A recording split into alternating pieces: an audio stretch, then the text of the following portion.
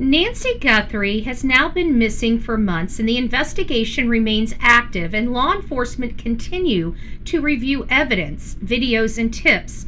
Recent reports has also revived discussions about the alleged ransom notes, possible homicide implications, and social media speculation that investigators have publicly pushed back on. Today, this morning, we're going to be walking through the timeline, the evidence that has been publicly discussed, the rumors that should be treated very carefully, and what the next major development could mean. We will also look at why this case has become such a lightning rod across the true crime community and the social media platforms. Good morning, folks. I'm Bullhorn Betty. This is the case of Nancy Guthrie. Let's get into it. Bullhorn Betty rocks. Welcome. Come on in, folks. Let's sit down and have a great discussion this beautiful Thursday morning. Coffee steaming, files on the table. We clocking early, hunt what's unstable. Bullhorn Betty on the curb, voice raised. Flip-flop queen with the homemade phrase. Notebook thick, got the screenshots flag. Names in red ink, every rumor, every tag. Late night live stream, screen glow on her face. Truth in her throat, got a lawman's pace. She don't blink when the threats roll through. Come see me, she says, if you think that's cute. Bullhorn Betty in the coffee club. We hunt bad guys till the sun comes up. From the front porch steps to the courthouse rug. We fighting for the ones that they gave up. Bullhorn Betty in the coffee club. Sip that truth from a styrofoam cup. From the quiet streets to the madhouse buzz. We ain't letting go till we get that justice.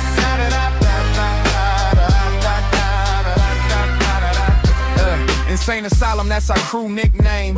Laugh so loud while we track these names. Whiteboard wild with the webs we spin. Pen to pen, see the pattern sink in. Turbo shaking when the case goes cold. We stir it back up, won't do what we're told. Doorstep question, side eye stare. Where were you that night? We hanging right there. Bullhorn Betty in the coffee club. We hunt bad guys till the sun comes up. From the front porch steps to the courthouse rug. We fighting for the ones that they gave up. Bullhorn Betty in the coffee club. Sip that truth from a styrofoam cup. From the quiet streets to the madhouse buzz. We ain't letting go till we get that justice.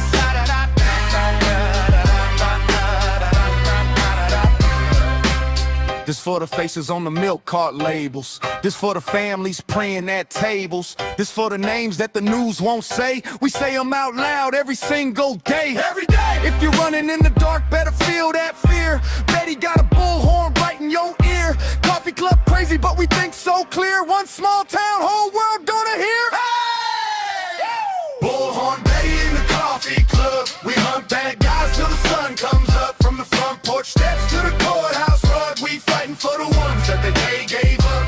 Bullhorn Betty in the coffee club. Sip that truth from a styrofoam cup. From the quiet streets to the madhouse buzz. We ain't letting go till we take vengeance.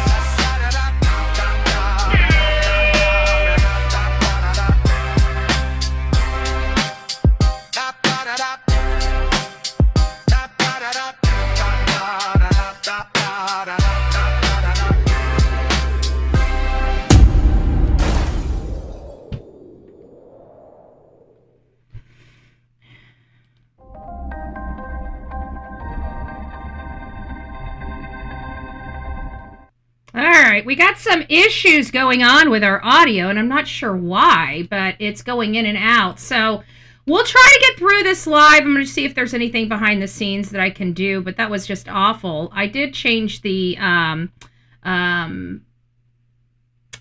seconds from 60 gigahertz or whatever to 30 because it's less stuff on the traffic, but apparently it didn't like it this morning. Oh, well. I will change it back for the next live. Until then, we're going to be suffering through this. Hopefully, we don't have very much more problems other than this morning, but we'll find out. We'll find out. So good morning, everybody. I'm Bullhorn Betty. We're breaking into the case of Nancy Guthrie. There's been a lot of information about this ransom note. If you guys don't know about this case, Nancy Guthrie is an 84-year-old grandmother, well-known mom of the Today Show, Savannah Guthrie. Savannah Guthrie is well known around this country, an Emmy award-winning journalist. It's really sad because there's, some controversy surrounding Miss Savannah Guthrie in a time when she probably doesn't need the controversy, but, it's hard to explain what's going on. So we'll get through this. Cat Lady, good morning. Melanie, it's nice to see you. Michelle, it's nice to see you. I hope you're doing well. Mama Eeyore Blues, it's nice to have you. Rose, good morning. Purple Peacock, it's nice to have you. Denise, Arizona Raven. How many people are buffering? I hope everybody is not buffering this morning. It looks like after my intro, it's calmed down a little bit. So I'll have to check the settings. The only way I can get it back to 60 is if I shut the system down, which I'm not going to do. So we're just going to struggle through it. If it does start getting annoying or my videos start chugging along, then we'll shut it down. I'll make the adjustments and then we'll boot it back up. But it always takes like 10, 15 minutes to do that. I really don't want to do that. I'm kind of, I've got a luncheon today. So I want to get moving, get the stuff out that we need to get out. Good morning, everybody. We're already over hump day. Tomorrow is the last day of the week for many of you. And then you guys get to start your beautiful weekend trying to figure out what we're going to do on the weekend, right? Saturday is Delilah's day for me. And I don't know what we're going to do. I know Sunday we'll be working all day. Deanna, it's nice to see you. Good morning. Our beautiful Aletha. You must be feeling a little bit better. We've had you for 2 days. Yay. Beautiful Sonia up in the chat. Don't forget, our Sonia does all those custom shirts and everything like that. We got some swag we're trying to give away. With a $100 purchase, you get free Bullhorn Betty True Crime swag. So don't leave that on the table. It's limited. We only got limited amounts of stuff. It's not stuff that we do very often. This was special for our channel for our 5-year anniversary. So guys, get that. We're considering potentially, doing some other stuff. So you don't want to leave the stuff behind. You want to get that. YouTuber, it's nice to see you. Who else do we have? Who else? Weather Junkie in the house. Morning lives have become my fave. Oh, that's so sweet. I'm so glad. Aussie, it's nice to see you. Good morning. Randa, good morning, love. It's been a little minute. I don't remember saying Randa in a little while. So good morning, Kimberly. Same to ya. Strawberry Nani, look at that. Aw, Mama, thank you. Mama gifted a Bullhorn Betty membership because I'm in love. Let me see. Ow! And that went to Kelly. Kelly, welcome to this crazy family we call the Coffee Club, i.e. the Insane Asylum. Grab your straitjacket and your padded room and welcome aboard. It is a crazy ride here on the Bullhorn Betty channel. Good morning, guys. Who else do we have? Oakley, good morning, love. I hope you're doing well. Sleuthy TV, good morning. Welcome. Solitude, good morning. Holly. Oh, look who we have. Your audio and video are good thus far. My audio was going in and out on my side, but it might be my ear. Sometimes I have stuff that does weird, funky stuff on this end that doesn't do it on your end. But I'm pretty sure the volume was a little funkified. We'll find out. So Open Mind is here. Good morning. You actually said good. It's nice to see you. Hi. Hey. Who else do we have? Remember, the reason why I pay so much attention is because Open Mind said, I'm not coming back here anymore. I'm done. I'm blowing this popsicle stand. Blowing this popsicle stand. The news is fake. That was false and fake. And this fake news was indeed fake news. So Open Mind, keep an open mind, okay? I'm just saying. I'm just joking. Sammy, it's nice to see you. Strawberry Nani, thank you. Oh, thank you, Arizona Raven. I appreciate you. Don't forget, guys, we do have a goal this morning, but I'm doing goals a little differently. Instead of just saying, hey, I just want your money, right? Because we need to get things done. But it says, do you believe? I like using these things because sometimes people are like, what do I say? What do I do? So now I've been putting some stuff in here that you guys can answer. Like, do we believe the TMZ ransom note from the friend? Remember the guy that all the TMZ notes that came in, the ransom note that came in afterwards, they're saying, I'm not involved in the kidnapping, but I know the details. Remember those? Well, does that friend really, is that really with knowledge? Do we really believe that this is a friend of whoever did this and knows all these details and just, they're not involved in it. They just want $33,000 to tell us where it is, even though we have a $2 million or almost $2 million, $1.2 million on the table for somebody that can lead to her. It just seems really, I don't know, just doesn't seem right. Carol, it's nice to see you. Good morning. Dee, Kimberly, it's nice to see you. Did I say hi to you, Eeyore? Dee, it's nice to see you. Oh, Seth Rogers blessing us with his presence this morning, reminding us, please do not forget about Sebastian Wayne Drake Rogers. Sebastian Wayne Drake Rogers is now a 17-year-old boy. He disappeared when he was 15 years old. He hasn't been seen or heard from since February 25th, 2024. And his dad's desperate to find him and bring him home. So if you guys have any information, please don't forget to, and actually, you know what? I don't even have a thumbnail up on the system to put up. I'll have to find something and put up here. So when we advocate for Sebastian, we have a photo for him. I don't have a photo on this on the system right now. So Sleuthy TV, the Boss Bish, it's nice to see you. Channel Surfer, good morning. It's nice to see you. Welcome. Whispering Winds, Shireen, it's nice to see you. Good morning. The Sparkly, good morning. Good morning. Who else do we have? Bonlu, good morning. If I butcher your name, I'm sorry. I have a name that's butchered all the time. I feel for you. I feel for you. Guys, thank you for being. Oh, Jan, good morning. If any information, please reach out. If you have any information, please reach out to the FBI. Anybody that can remove a person from their home without neighbors' cameras not functioning definitely has military involvement, I believe. It's possible. We don't know what. Oh, look who it is. Trust the process. Good morning, love. We went over and in my opinion, I thought it was a great live. It was, I researched it well. Because I'm not really a fan of the ransom notes. If you guys have been watching my channel for any significant, I'm not a fan of the ransoms, okay? I never believe, what a crazy thing is, I took my allergy pill. I actually got up this morning, I'm rocking and rolling this morning, okay? I got up, I got showered, I took my vitamins. I haven't taken my vitamins in weeks. Took my vitamins, including, because I've been sneezing in the house. And I know with the summer comes all this pollen and, bleh. So I took my allergy pill this morning, and wouldn't you know, after I took my allergy pill, I think I sneezed more than I sneezed before I took my allergy pill. Make that make sense. But in all fairness, I don't think my allergy pill has been in my body long enough to take effect today. Excuse me. So going back to some of the stuff last night that we covered, because I don't believe in the ransom note, and because of that, I don't think I gave the ransom note enough attention. And so I said, we haven't given this ransom note enough attention. I think we really need to go back, at least for me. I need to go back. I need to check out this ransom note. I need to, really give it the time it deserves, right? And so the first thing is trying to figure out what is even in the two notes, okay? And the reason why that is so difficult is, one, we don't have the ransom notes. The ransom notes have not been released, right? Either a redacted version or the full version of it. So we've never seen it.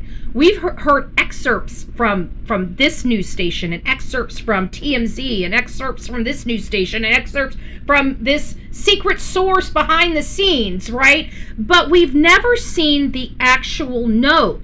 So understanding what each of the notes say, according to these excerpts all over the internet, I had to use AI to kind of pull all those excerpts in to really clearly identify what is in note 1 and what is specifically in note 2.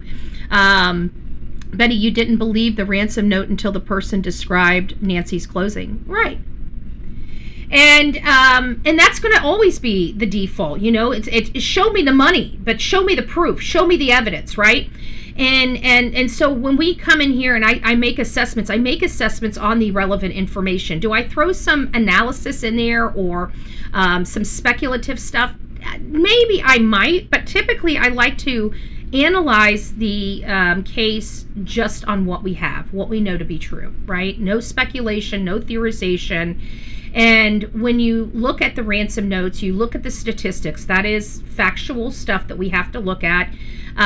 It doesn't make sense, right? It defies logic in many cases. We went over how it defies logic. I mean, the guy was there for 41 minutes.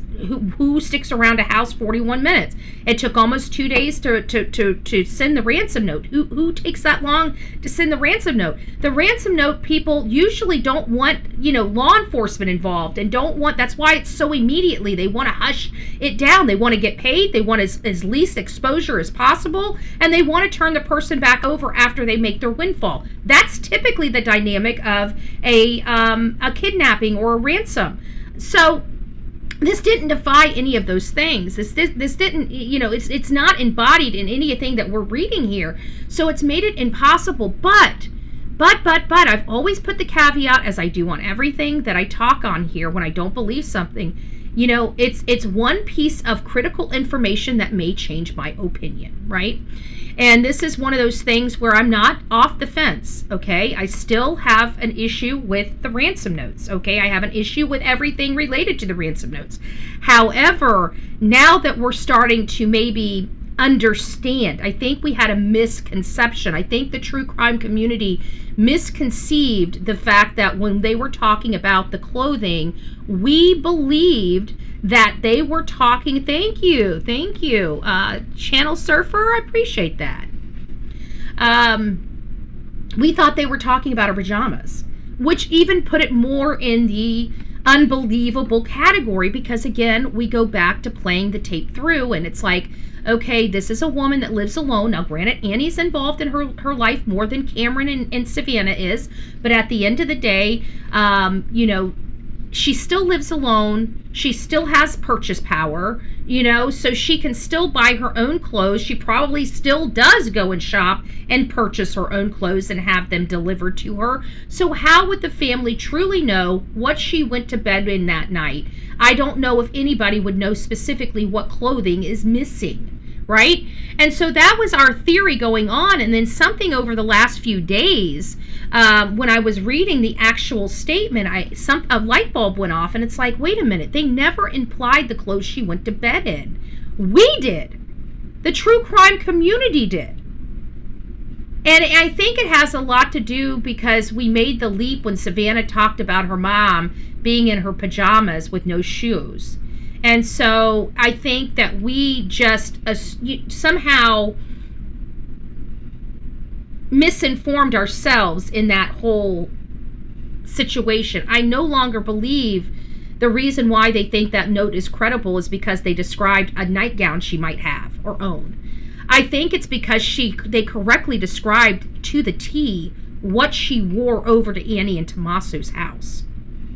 And that is very, very, very concerning because, we never understood how all these things came into play, why they were at the convenience stores. We didn't understand why they were there. What information did those convenience stores have? At the time, we were assuming they were trying to monitor and track Tommaso's movements, which maybe they did, but we also learned that they were looking for a vehicle and that they saw a vehicle on the film. Now, granted, it was just rumored at the time. I still never have found anybody credible.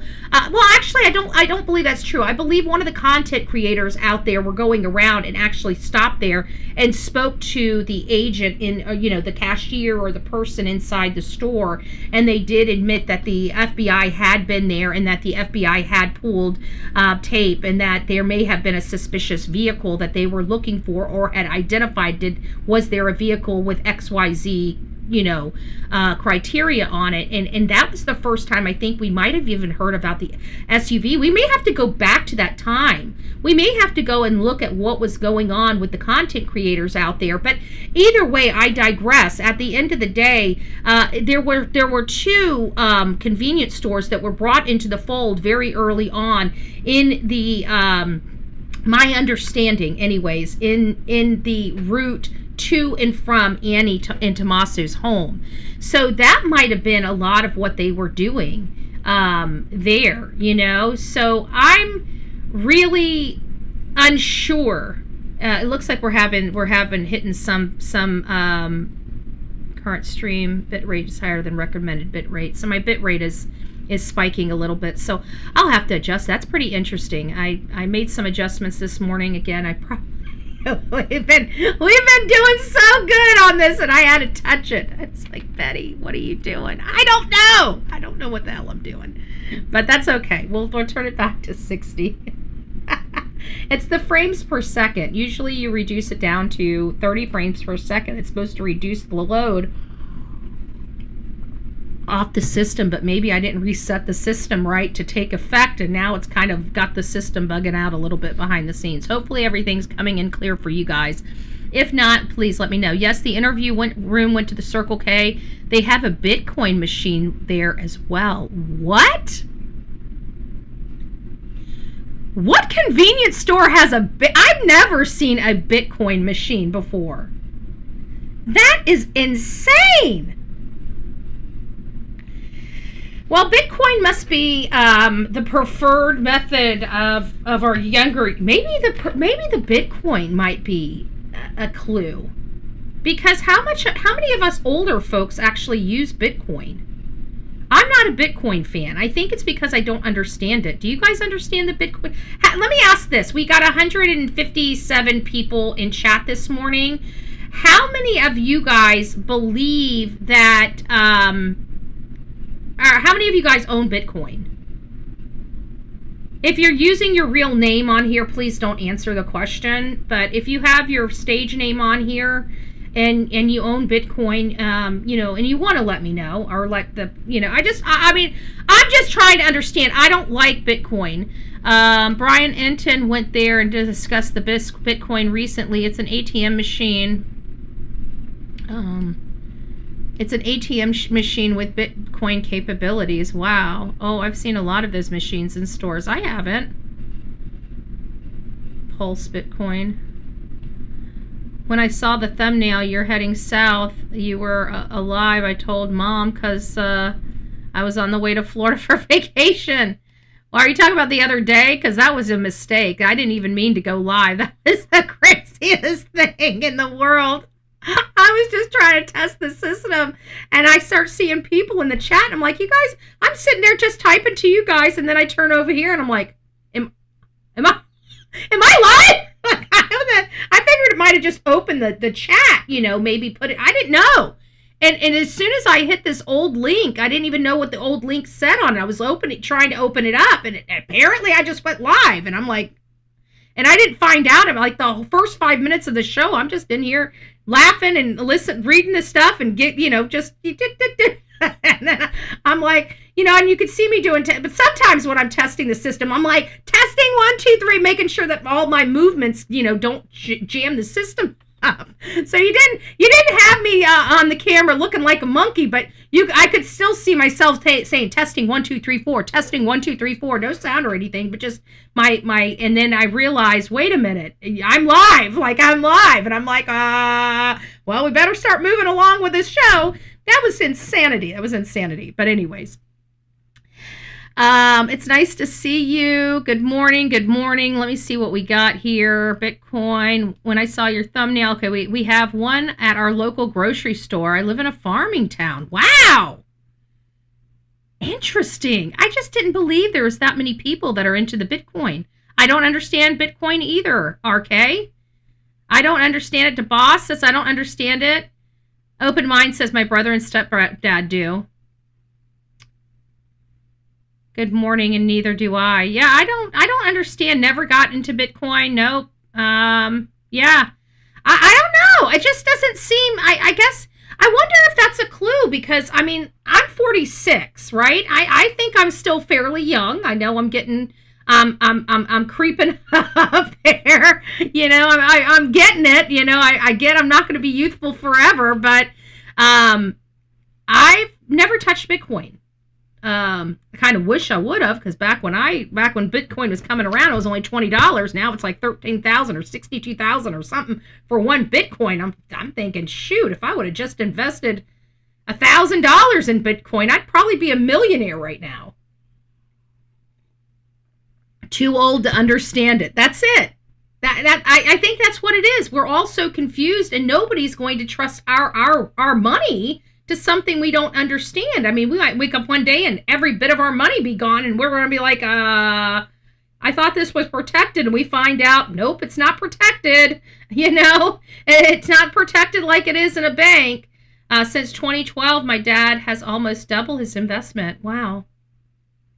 Yeah, I've heard a lot of people talk. It's just something I don't understand. Something I just truly don't understand. So I'm wondering if maybe that whole Bitcoin scenario, because it seems like everybody, you know what the weird part about it is there some secret group behind the scenes that teaches you how to become a despicable person and capitalize on a missing person case, because it seems like we had several different types of people all around the world that ended up sending ransom demands for Bitcoin. So is there this, and there are multiple different people, because, I mean, think about it. We got Derek, right? Derek's going to court. Then we've got the two that they believe is the legitimate ransom guy asking for Bitcoin. And then you've got the dozen that were going to TMZ that said, I'm the friend, the one that the poll's for. If you guys haven't taken the poll, take the poll. Did I clear the poll? Where's my poll? Did I not? I thought I had a poll in here. Usually my poll's at the bottom of my chant. Did I clear the poll? Shit. I had a poll. Did I not have a poll? Apparently I didn't have a poll. Okay, well, maybe I'm losing my mind. But anyways, getting back to the ransom note, we had all of those, we did have a poll. I asked, okay, never mind. It is our super chat. It's our goal. Our goal is the question. It says, do we believe TMZ ransom note from the friend with knowledge? Do we believe it? Do we believe in the TMZ ransom note from the friend? Do we believe that this guy is a legit guy that knew information, is my question. So, I figured super chat, yes, no. So you can put that in the no poll. I know, because I forgot it's my goal. It was my goal. I asked the question in the goal because everybody's like, what do I do for the goal and stuff like that. So I started turning them into questions that people could answer if they wanted to. So at the end of the day, how do we really believe the ransoms? But even if we don't, I mean, we still have that other guy that's trying to get a half a Bitcoin, right? A half a Bitcoin for knowledge of where Nancy Guthrie is, foregoing the $1.2 million because he doesn't want to get involved. He doesn't want the feds or anybody having his name. So he's asking TMZ, basically, pay me off so I can give you the information, I can give you the information. I believe Melania was, oh, come on. Why are you bringing political stuff up when we're talking about the poor lady ripped out of her bed in the middle of the night? Open mind, stop. Stop. I don't even know what Bitcoin is. I don't think anybody knows what a true Bitcoin is. I don't think any of us know what the hell's going on. In all fairness. Wow. So I've got to really reset my stuff. My system is just lugga this morning. So I appreciate everybody else that's came in and is supporting the channel. I thought Bullhorn, she'd be Texas, maybe Buck Antler Betty from Washington. What the world? Oh, good gracious. So let's go ahead and get started into our path forward here. We're going to be talking a lot about Chris Nanos because I think it's very important. Here we have the most updated information. So according to News Nation, with the search for Nancy Guthrie continuing, There is no clue from the ransom notes that could lead to her location. Retired FBI agent. Oh, thank you, Aletha. So Aletha says, no, I don't believe in the ransom note from the front. That the person was just capitalizing. I kind of believe that too. But again, I didn't believe the ransom notes they're talking about. I think they defy ransom logic. They don't bode in any ransom that we've ever discussed. And we did a search for other cases similar to that in the ransom. And hey, Whisper, new hero, it's nice to see you. Sir Gasolata, it's nice to see you. Good morning. So retired FBI agent Jason Pack told Page 6 that ransom note has a fingerprint to them, and that some key things to pay attention to in them would be word choice, tone, and how the demand is structured in order to identify that person. My only problem is, oh, thank you, Sandra. My only problem with this is I don't hear anybody really equating like AI, right? Oh, thank you guys. Oh, I love it. Using the milestones. Yay! I love people that are using the milestones. Love it. You guys are using them. I love it. I love it. I love it. I love it. I always try to remind everybody, every month you guys get these milestones so you guys can write little things, that pop up. So be part of the conversation. Hey, Eric, it's nice to see you. I hope you're doing well. Good morning. Good morning. So nobody seems to be addressing AI, right? Even when we write our own stuff, I know a lot of people like me write everything out, and then we cut and paste it into AI to see if we have any grammatical, problems and, grammatical problems, mechanical problems, just structured problems. So you put it in there, like I'll always put, please turn into legal professional or, funny or satire or something like that, just to make sure that I have hit all the tones and stuff like that I want to do. But I type the note out. Like I type the entire note out, I cut and paste it, and I put it in AI, and AI fixes stuff for me, right?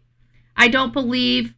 here we go. I love it. I don't believe in the ransom note. Much love to you, BHB, and everyone. Prayer, whoever needs them. Thank you.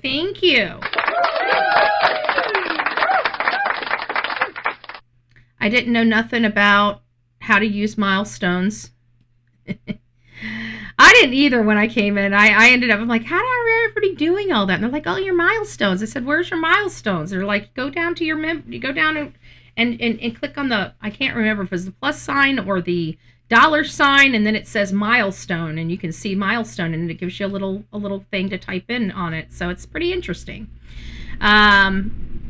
And I kind of found it by dumb luck, but I can't tell you how to find it now. So good morning, Melody. It's nice to see you. So they're not accounting for AI when they're talking about, breaking the sentence out and, and having that help identify the person. If the first two read like the same person wrote them and everything else followed reads differently, that tells the task force something meaningful about who they're actually dealing with versus who decided to insert themselves into the story once this went international, Pack said. Oh, thank you, because I'm a love machine. Ow! So that's Sparky, G-Ma, Sleuthy TV, Sue, Eric, and Deb. Good morning. Welcome to this crazy family we call the Coffee Club, i.e. the Insane Asylum. Grab your straitjacket in your padded room and welcome aboard, guys. Welcome aboard. Thank you. Thank you guys for being here. So we're going to continue to be working down this whole situation with the Nancy Guthrie demand and ransom. He added that the investigation would be able to determine if the ransom note are real based on what whatever meaningful information is in them. Oh, thank you, Sandra Gifted, because I'm a because I'm a love machine. Ow! Sandra Gifted 5 Bullhorn Buddy memberships. Chris, Audit, Kay, Sandra, and I believe there's one more person down here, and William. Welcome to this crazy family we call the Coffee Club, i.e. the Insane Asylum. Grab your straitjacket in your padded room and welcome aboard. Real or fake? I don't know, Humphrey Bear. I don't know. I'm closer to the fence than I once was based on the clothing indication, and that's still based on an assumption because nobody has identified whether they're talking about pajamas or the clothes she wore over at Annie. We're still speculating now that it is the clothes she wore over to Annie's, but we still don't know for a fact. Mary, good morning. Muddy Puddles. Nancy's estate cannot be settled until 5 years unless it can be established that she's deceased. Is the ransom written to accelerate the estate settlement? That's a good point, because there are several people that just never voted with Chris Nanos clearing the family. People that have been mad at me because I'm not engaging in, the whole Tommaso Annie without more information. And so it's put me in a precarious situation with some people that want me to go down that angle, but I just don't think it's appropriate until we have more information. You will find out, like even with Luke Daly. Luke Daly did not come on the show until there was a little more information in his arena that made it suitable to bring him into the fold. Yes, we did discuss him in the capacity that he was one of the people that had a federal search warrant and had his vehicle impounded, but again, that was very limited on what we discussed at that point. It wasn't until he went to the media and started talking to the media and we were able to see very clearly he had a injury on his right hand, and we believe that the assailant, before we even knew of these search warrants, people were calling into the show talking about a potential right hand injury. So you can imagine the shock on many faces, especially here on this channel, because it was specifically brought up about a right hand injury, and lo and behold, Luke Daly walks into this interview with a swollen right hand, an injury to a right hand. It was pretty. I gotta tell you, it took my breath away to think that, oh my gosh, we might be truly looking at the person that did this. Now, did he work with somebody else? I mean, only 2 people, folks, have been detained related to this, and we've never even remotely looked to see if they're connected in any possible way. Because my understanding is everybody's like, oh, they're dismissed, they don't believe that these guys had anything to do with it, but they've never been public with that. That's again from sources we have no idea who they belong to or where they come from. It's just like, oh well, we heard it, so trust me, and again, we would love to trust media, but even with Ashley Banfield, which is doing a bang up job on Lynette Hooker and identifying a lot of stuff in Lynette Hooker's case, she kind of threw a bomb in the Nancy Guthrie case about Tommaso prematurely, and that's what happens when you prematurely call things, and you need a little more evidence going down that road. And the problem is with Annie and Tommaso, it's all speculative. There's nothing concrete. Even when people are trying to express that they have financial problems, well then show me, and nobody can. And I can tell you, doing this as long as I've done this, there's always evidence of financial problems. If somebody has financial problems, there's evidence of financial problems. There's evictions, there's, civil suits, there's credit cards coming after them, there's, typically bankruptcies in their history. You've got evidence of financial problems, and we have access to those issues. We have access to the public records. We have access to collections and stuff like that with the program, the services I pay for. I have access to that information. So I'm not seeing this. I mean, I don't have access to like their bank statements or anything like that, but we definitely have access to know whether they're having financial problems or not. We have had, like, for example, in the report for Nerdy Attic, which, decided to come and attack me, it shows that he's had 2 different bankruptcies in his history. Now, that's a person that has financial problems, right? So you see these things in their history. These are things that are public information. They come in on a report that you order, and I didn't see any of this indicated on the reports I ordered for any of the family. And when I pulled these reports, again, I wish I would have downloaded them. I didn't. And since then, Savannah has taken all of her information, scrubbed the internet of anything related to her. But when this case broke out, I had all Savannah's information too. But again, I've learned my lesson with this case. Download those reports, because now I can't access it. And I wish I would have downloaded it in paper format, a PDF format. Then we could have at least referred back to it if need be. I'm running blind. Now, her sister and her brother, they didn't scrub them, but Savannah did.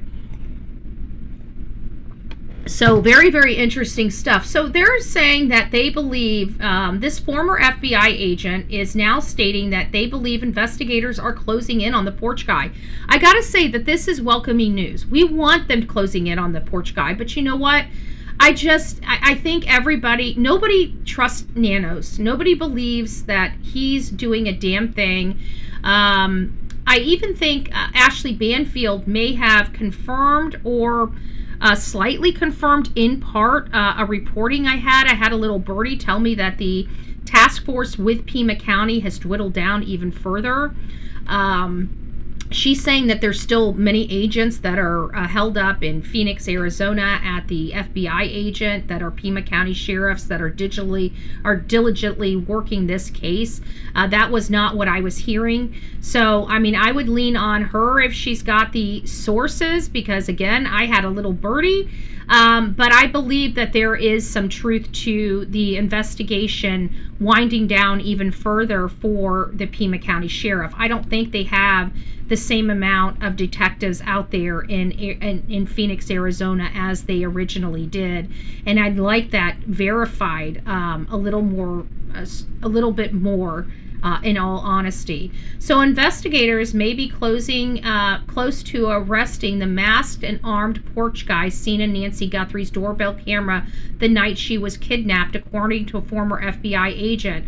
I think they're getting close to the porch guy, and when they get the porch guy, the floodgates shall swing open, the former FBI agent Maureen O'Connell told Megyn Kelly on her radio show, leaving the host stunned.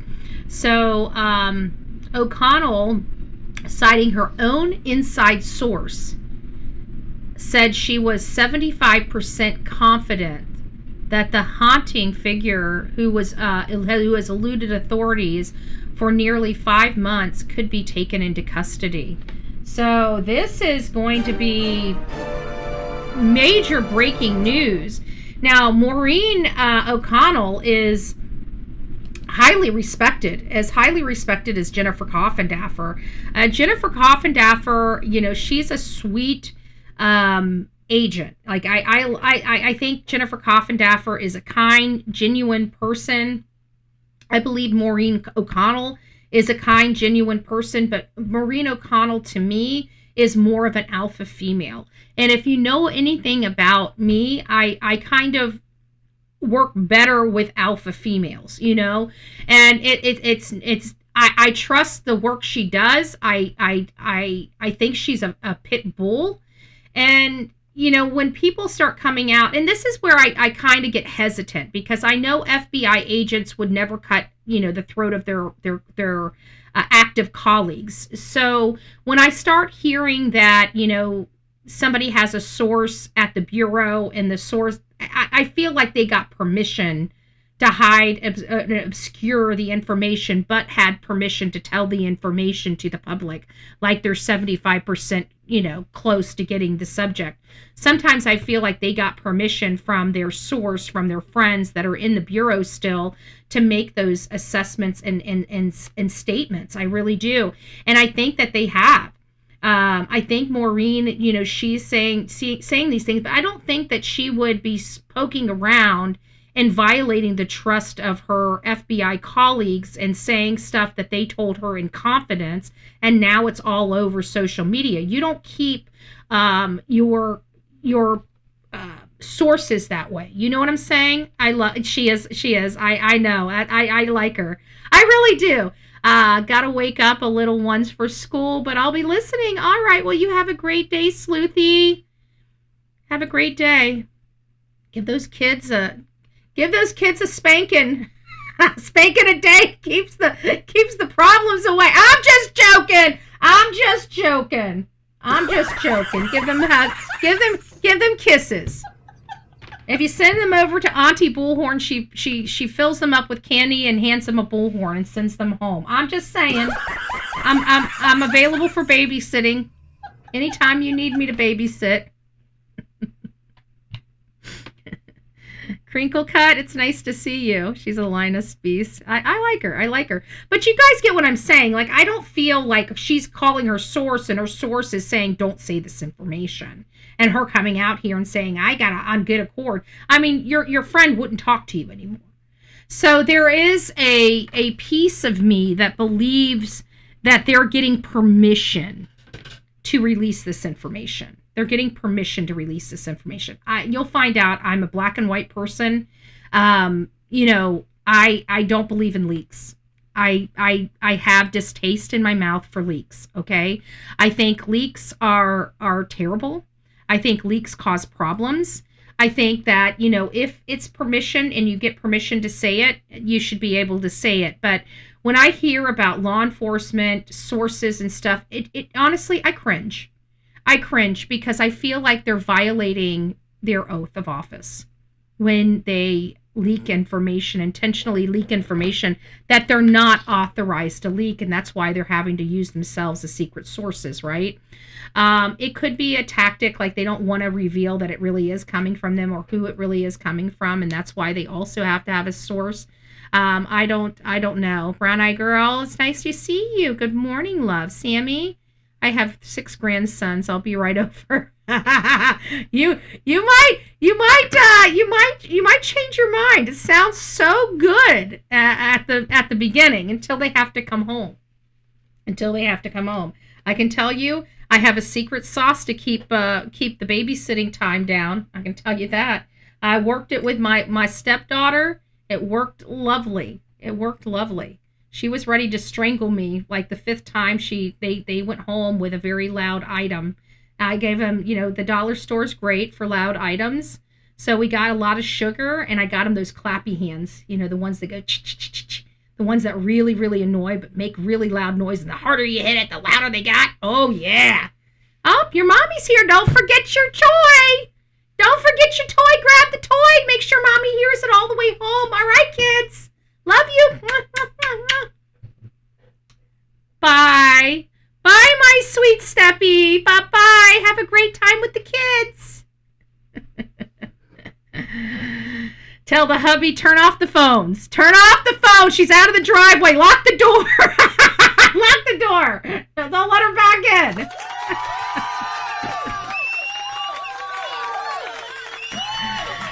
Oh, Letha says, you got me watching Ashley. Man, she's doing good. She's doing good. I got to be honest with you. She's doing good. I didn't know how it was going to work out with me and Ashley because, we got, it was only a me fight. It wasn't a me and her fight. I was pissed off at her. She didn't know who I was. It's one of those things. But boy, I was butthurt. I've been butthurt for 5 years over that. And then she comes over here, and now she's part of the social, she's part of the true crime genre. And what do? We welcome people, good people, into this community. And so I had to, finally lay down my pissed offness at Ashley Banfield that she never even knew I was pissed off about because she doesn't even know Bullhorn Betty exists. I'm just saying. That's just kind of how the cookie crumbles, okay? Just kind of how the cookie crumbles. But boy, I gave it to her. Too bad she didn't know it. Too bad she didn't know it.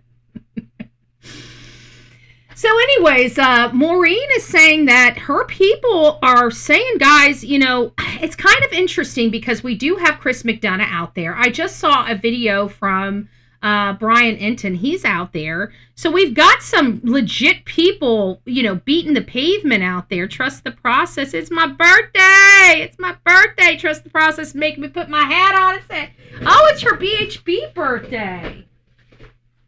It's her BHB birthday. I just washed my hair. Now I'm going to smush my hair. I'm smushing my hair for you. Trust the process. Oh, good gracious. We got a BHB birthday in the house. We got a BHB birthday in the house. Trust the process. It is nice to see you. Good morning. Good morning. Who's this crazy lady with this hat on her head? It's me. It's Bullhorn Betty. I know I'm unrecognizable. We have a Bullhorn Betty birthday in chat, and we sing everybody happy birthday. I don't know why. We just do. It feels right. It feels right. Everybody should at least have 2 birthdays in this world. So you guys, my mommy's got 4. She's got 4 birthdays. She's got her birthday, my older sister's birthday, and my younger sister's birthday. She gets 4 birthdays a year. She gets 4 birthdays, and I tell her happy birthday, too. On my birthday, I call my mom and say, happy birthday! Happy birthday to you! Toot, toot! Okay. Guys, join me. Join me. Trust the process. It's nice to see you. So, happy birthday to you. Happy birthday to you. Happy birthday. Trust the process. Happy birthday to you.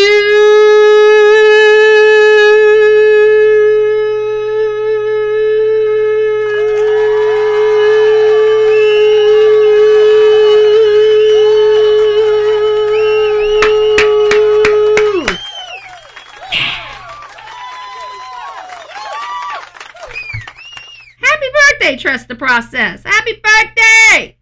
Bullhorn Betty birthday. Bullhorn Betty birthday. And watch next month. It's going to be a real... I'm just joking. We need a Betty medicine. Happy birthday. Happy birthday. We all should be doing a little cray-cray every now and again. Keeps the soul happy. Keeps the soul happy. Thank you, Hurley. It's nice to see you. Good morning. Good morning. So, this whole ransom, this whole situation with Porch Guy, you know, we're praying to God, they're getting closer. But here's the kicker. How? How are they getting ready to arrest the guy? How? I just want to know how, because it's a little confusing. Let me go back up here. So we have Maureen saying that she's 75% confident that the haunting figure who eluded authorities for 5 months can be taken into custody. Are they getting results back from the DNA that we haven't learned? This is big news, right? So what are we missing here? What did we not learn? So they're saying Guthrie, 84-year-old mother of Today host Savannah Guthrie, was abducted from her Tucson home. She was ripped out of her bed in the middle of the night. I think abduction is just too nice. I'm sorry, she was ripped out of her bed in her Tucson, Arizona home. Early hours, February 1st. No suspects have been identified. I don't think any suspects have not been identified. I think 3 suspects have been identified. I don't know where they are in clearing those suspects or persons of interest, but there's definitely persons of interest in this case. We had Tommaso at first, which was a legitimate person of interest, and you cannot tell me that before February 10th, when they finally seen the Porch Guy, you can't tell me they weren't looking at the son-in-law. Law enforcement would have absolutely been looking at the son-in-law.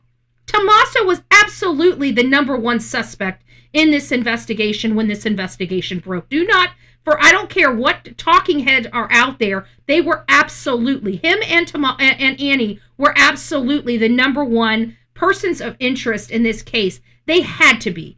Any person that's in the true crime or in law enforcement, there is no way you're going to convince me that before the Porch Guy video came up, when nobody knew what the hell happened, that the last 2 people that saw this woman alive was not the prime targets. They would have absolutely had to clear them first before anybody else. And in order for them to clear them, they have to scrutinize them. So I absolutely 100% hands down believe that Tommaso and Annie were being scrutinized by law enforcement. Then boom. Okay? Boom. Now we have Porch Guy. Now we see the real culprit. That diffused and now granted, the family could have still hired somebody, right? That was still kind of being touted around. And then we started going to the bandmate and other things and other speculation. But as soon as we saw that Porch Guy, we knew it wasn't Annie and we knew it wasn't Tommaso. Physically them, right? We knew it physically was not them. So I find this very, very interesting because authorities released chilling footage days after her disappearance that showed this masked pistol-packing man at Nancy Guthrie's front porch, staring straight into a security camera lens while trying to break into the home. He was holding a flashlight in his mouth. This is super important because, again, this is where our forensics should have came in, right? The forensics should have came in on that foliage he picked up. It was out of place. It should have been collected in the initial sweep. They had no idea what it meant, but they knew it was out there during an altercation where they could see blood. There's this foliage that has no business being where it's at. A mat, a ripped camera, and blood. And that whole area stayed untouched by Pima County Sheriff's Department. It's disgusting. I'm not getting into it. It frustrates me when I talk about it. But again, it goes back to that flashlight because he would have most likely had saliva on his hands that touched the foliage. Had they collected the foliage, and maybe they have since then. Sorry, my alarm's going off. But he held it in the mouth, and there's saliva that would accidentally be coming out of that mouth onto things, and that's where we're trying to find some DNA. And then he pulls a handful of flowers from her garden in an attempt to blot out the lens. O'Connell's prediction comes as it was revealed this week that 2 of the ransom notes Guthrie's family received after her disappearance are believed by investigators to be legitimate. Maybe the reason why... Listen! I want to bring this up to you guys. Listen to this. Breaking news. What did I tell you? Every time Savannah disappears, something breaks after she returns. What did I tell you? She just disappeared. We just ran a story. Let me see if I can I think I might even still have the thumbnail. Let me find the thumbnail. Give me just a second. I think I might even still have the thumbnail for it. We just ran a story a few days ago. I think we missed something. Where's the Savannah one? Here it is. Within the last week. What did I tell you? I said every time she disappears, every time Savannah disappears, there's some type of breaking news that comes there shortly after. And I even went as far as to say that I thought her going over to the Voice in Los Angeles was smoke and mirrors. I thought it was a decoy to go out there and speak with investigators. And you know what? I truly believe I was right on that. I believe that every time she disappears, they'd always try to make excuses of why she disappears, but every time she comes back, we have some breaking news rolling out. And I told you, guys, just wait. Every time she disappears, there's going to be some breaking news that comes out. And she was gone for 2 days. This was the longest she was absent for. So I knew that there must be some major breaking news going on. And then now they're focused back on the ransom notes. I'm wondering very, very hard if they have finally cracked the VPN. If they know who the IP address belongs to, because everybody that's in the true crime that has watched, many cases, be solved and some that just don't get solved. We know that our government has the ability to break through the VPNs. We know that. There's no if, ands, or buts in my mind whether our government is capable of tracking somebody even when they utilize multiple VPNs. They absolutely can. We have the technology. Nobody is going to convince me otherwise. Okay? So when I hear all this stuff, and you know, a lot of us, especially the ones that are in politics, are like,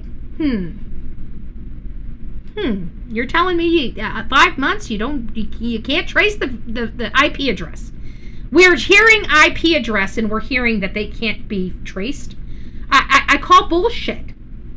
I call bullshit. Betty, Harvey Levin just put out a video thing. Kash Mattel told him straight out not to read the whole letter when he received them.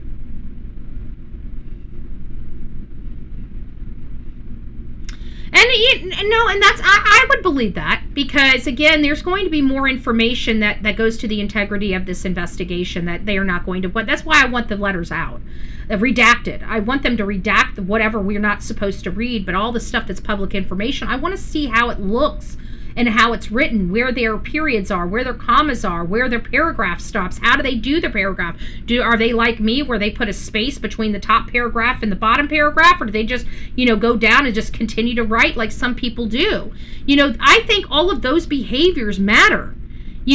Because I gotta tell you, whenever I'm cutting and pasting and it doesn't put the spaces between my it drives me nuts. I will sit there and spend a half an hour to put spaces in between every single one of my paragraphs. It's a pet peeve for me. Okay, so it's something that drives me absolutely nuts. I like seeing spaces between the paragraphs. It is just the way I write.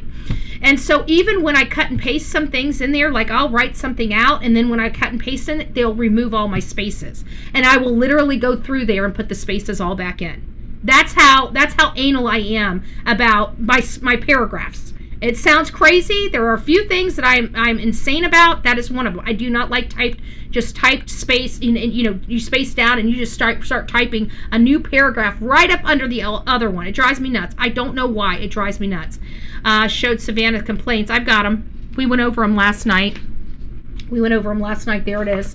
It's very upsetting to learn. It's shocking to learn, as a matter of fact. Look at that. I even wrote that. Shocking to learn. Right there. Shocking to learn. Very disappointed in Savannah, but you know what? Not surprising, because like I said, I really don't have a whole lot of respect for a bunch of rich people, okay? I just don't. It's not about their wealth. It's just something in rich people. There's something wrong upstairs. They're not normal, okay? They don't think like us, okay? Maybe it's the little person syndrome. I don't know, but they don't think like us little people, okay? They are just wired differently. It seems like every single person that is in media or anything has to be either a psychopath or a sociopath or a narcissist. Like that's like literally the criteria that you need to be in the biz. Okay, and I sound like I'm butthurt. I literally am a little bit butthurt over all of this, because I'm upset that she's done absolutely nothing, and the only thing she has done is try to arrest a bunch of YouTubers trying to keep her mom's case alive. I think I've got no nice words to say, so I'm going to withhold the words that I'd like to say, because I don't think it's appropriate. I've made a mistake of saying something that I regretted. This is a victim's family, and I've got to check my bullshit at the door. But I can tell you, I am not very kind, and I do not have a very good opinion of the Guthrie family at all. It says, now I understand why you don't like. I don't dislike you. I think some of the things you say are gaslighting in nature. I don't dislike you. If I disliked you, you wouldn't be here. There's a lot of people I dislike that are not communicating in my chat. So take that with what you will. I can guarantee I probably like you a little more than I don't, okay? So feel the love, and remember the coffee cup. Remember the coffee cup, okay? Admit it, life would be boring without me, okay? Once you admit it and just accept your fate, open mind, you'll be fine. You'll be fine. So I just don't, they're just weird to me. And I'm sorry, I don't mean to be a dick, but I don't strive to be. You said you don't like rich people. Then you probably are weird. But the question is, open mind, are you in the media? Because it wasn't just rich people. Like, I've met rich people. I've filthy rich people. Like, there's this one, Herb Jones. I'll tell you a story about Herb Jones. He used to own the Save-A-Lots. Okay? He used to own the Save-A-Lots. He started his job out. He started having barges. He bought a barge and he started renting a barge out. That's how he started his business. And then he got 2 barges and then 3 barges. The next thing you know, he was renting out a fleet of barges. And then he started, I think he retired or sold that business, got some big buku bucks. And then he started the Save-A-Lot grocery store chain. And so he was somebody that I knew, was somebody that was a client of mine. And so I know this history. Now, he was filthy rich. That was probably one of the most down-to-earth people I had ever met in my life. He lived on a golf course. He lived in this huge estate-style house. It was, this man was one of the most humble people and the most kind people I had ever met. So it's not just the rich person I'm referring to. It's a very, very, very specific type of rich person, okay? And it's usually the people that are in media.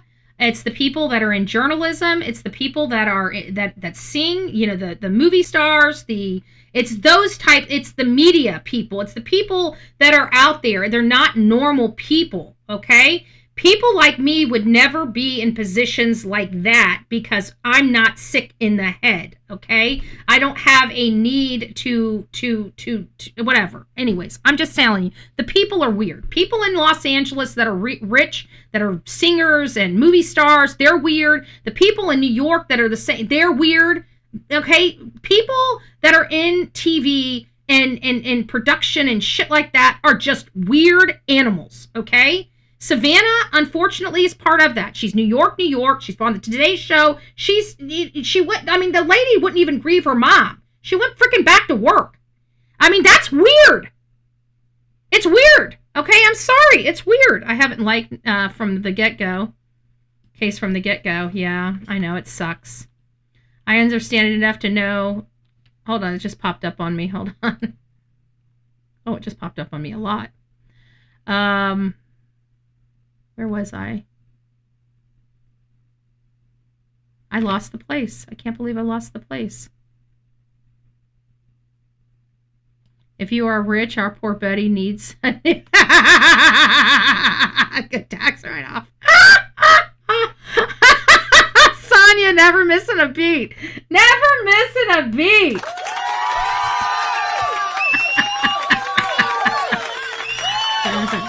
Always working for the team. I love it. I love it. I love it. I am into it. Kidnap me all you want. I don't even know the password. That's like the rest of us. That's like, I worked for an old man that way. So, yeah. That is, it's not the rich people. It's a certain type of rich person. And unfortunately, Savannah's part of that group of people. But I just don't understand their moral compass. I don't understand their grieving process. I don't understand their brains. Okay? I just don't understand their brains. And it is quite sad for me to know that she had a hand in or provided pressure to law enforcement to arrest independent journalists. I just find that appalling and disgusting, and I'm just going to leave it at that. So O'Connell prediction comes as it is revealed this week that 2 of the ransom notes in the Guthrie family, and then getting back to her missing and stuff like that, I believe they were talking to her about these ransom notes. I believe now that we're all talking about it, I believe they are still portraying that they don't have the IP address when they actually might have the IP address. If they're getting really close to arresting the subject, my question would be, this is going to be a Gilgo type of scenario, right? So we're going to have the person identified by maybe the ransom, right? The IP address. Now they've got investigators and FBI agents, following him.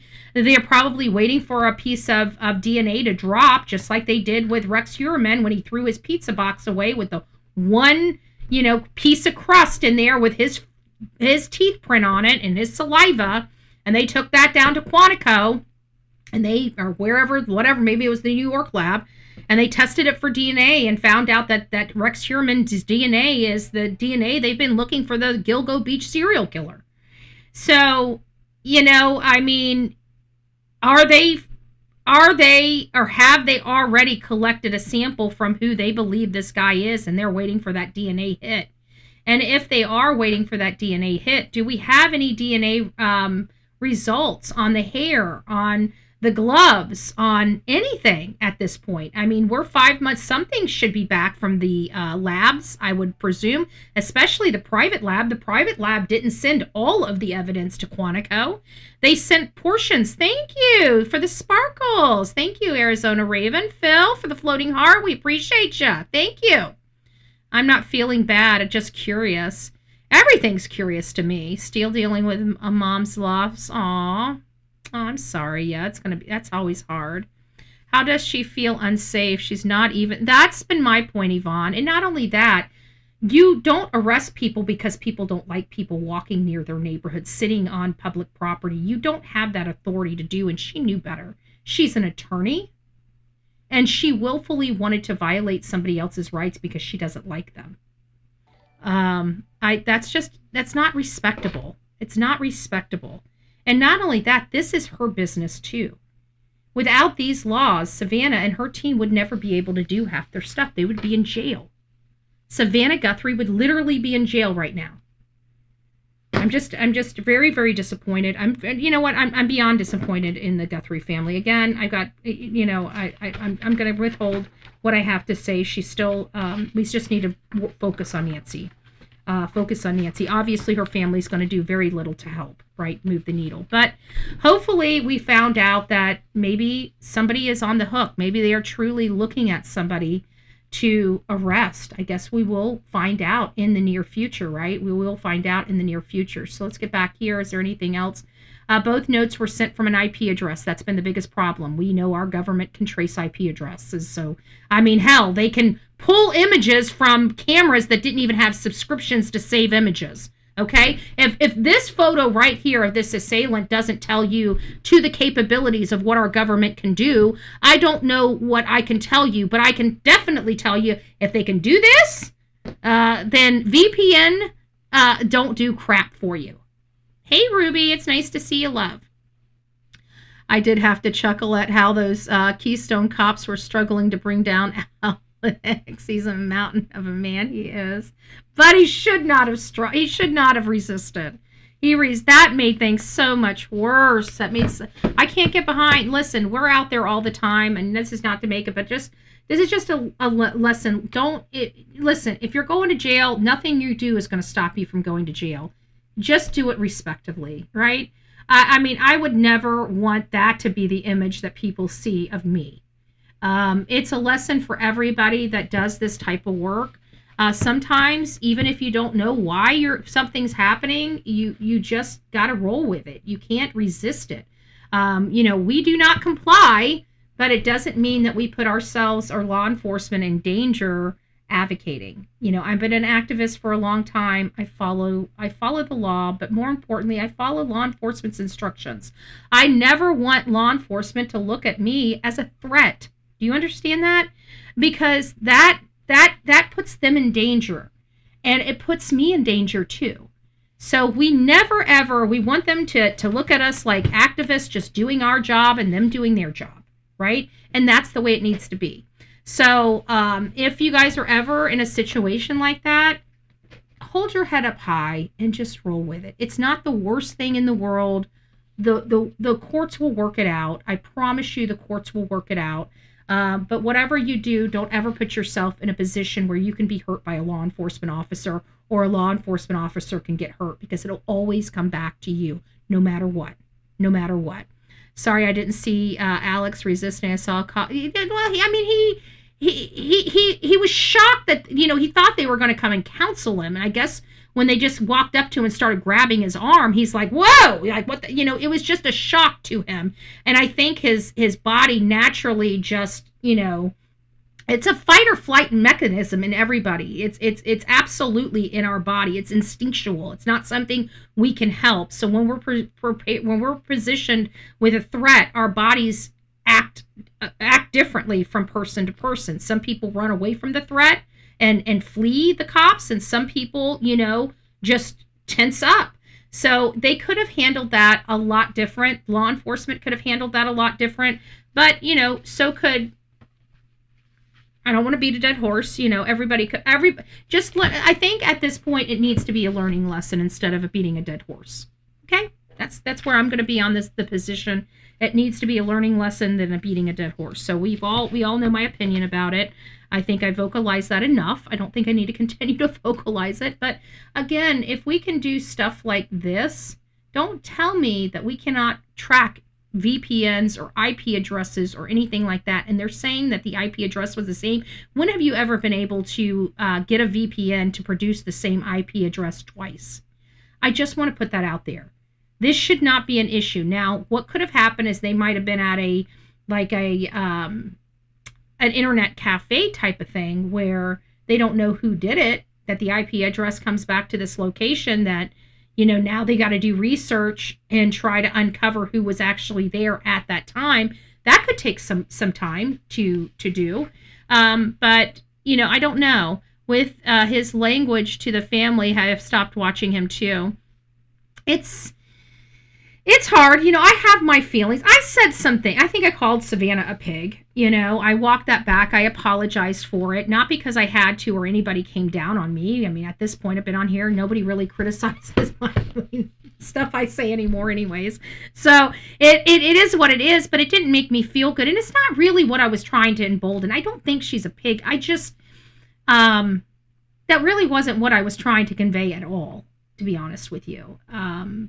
I was trying to convey that her behavior is inappropriate, and it just came out wrong. And it's a live show, so before it fell out before I could even process what I was saying. And so it took me a day or so, and I came back, and I felt bad, and it was weighing on my shoulders because she's a victim of this crime, and I hate feeling so angry with her. I dislike the way I feel when I am covering this case. It hurts my heart. It hurts my heart. It hurts my feelings personally, on a personal level, that I have this much dislike for a victim of a crime. It does. And that's no lie. It really does bother me that I am this upset and angry with the family.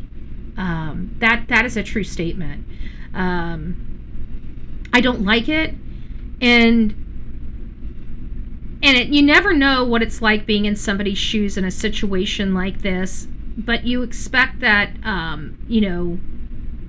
innocent people act a certain way, and typically they do, and guilty people act a certain way, and typically they do, with the exception of these rich, famous people. I don't know what's wrong with them. I don't, okay?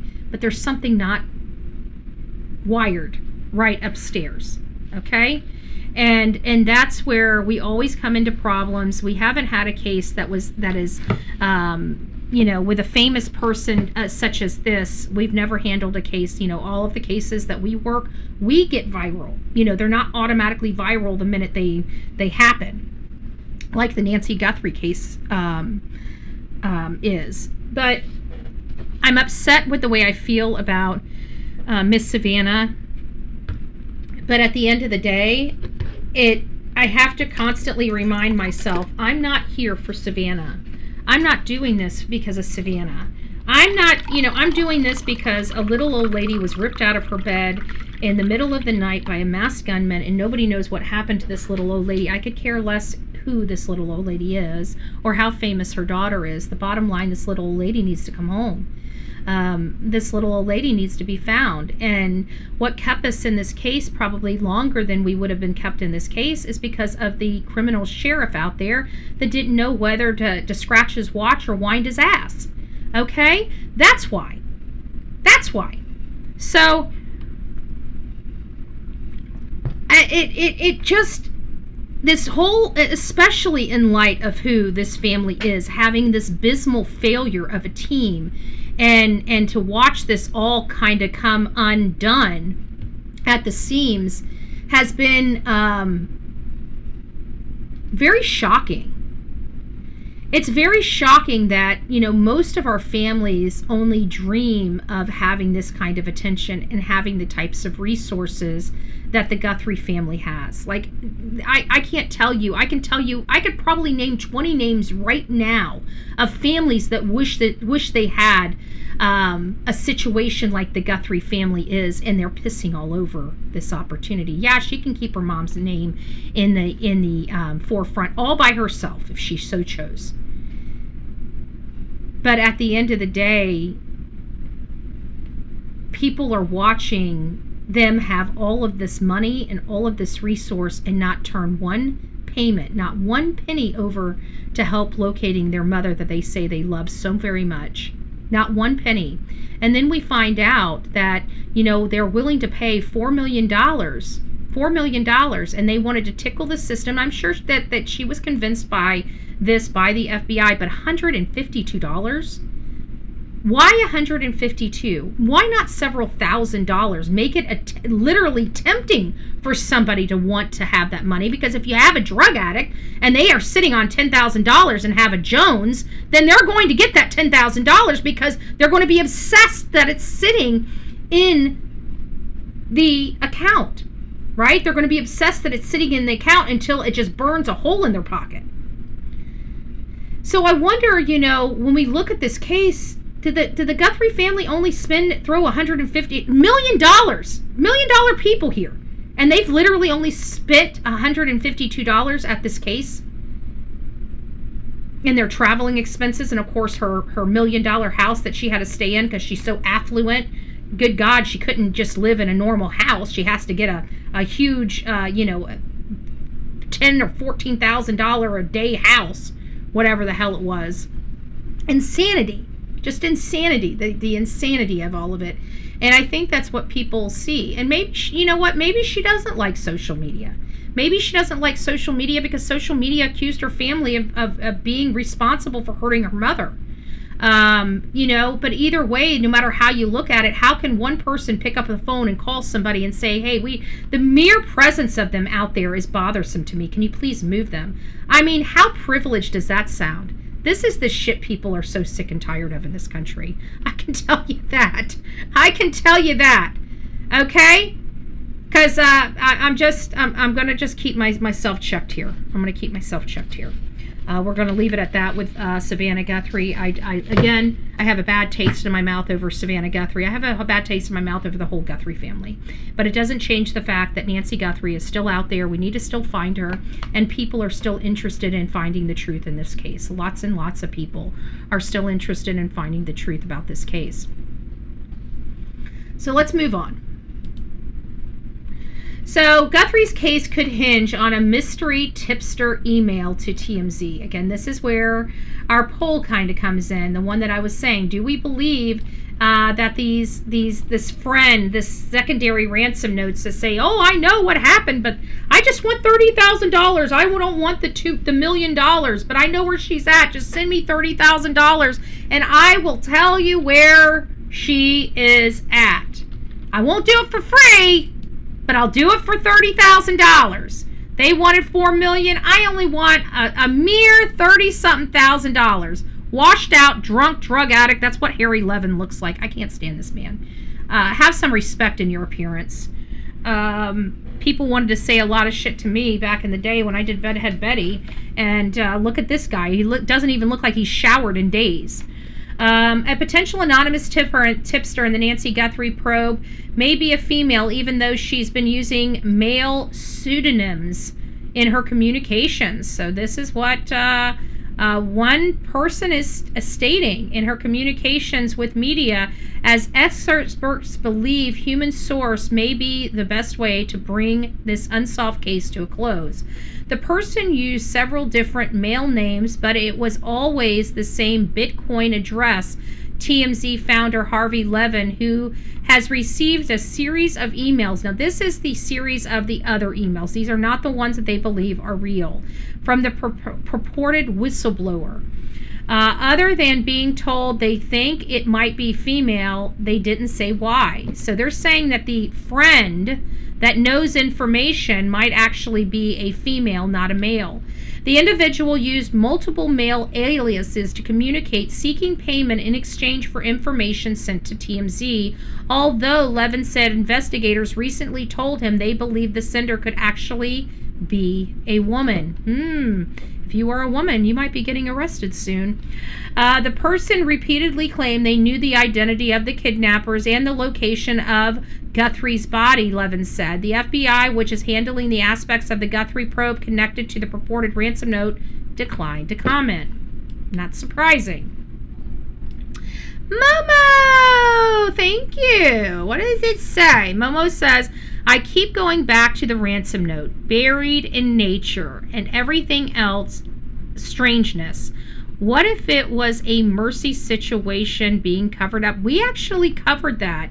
You know what, Momo? It's kind of funny you say that, because last night I started saying the same type of thing.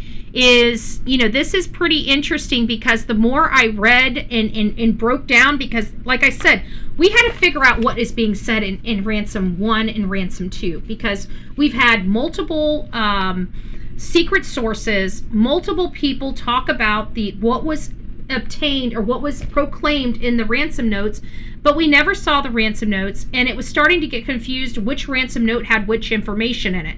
So I used AI to decipher, to look through it and tell us exactly what was in ransom note 1 with everything that everybody has said publicly and what they believe is in ransom number 2.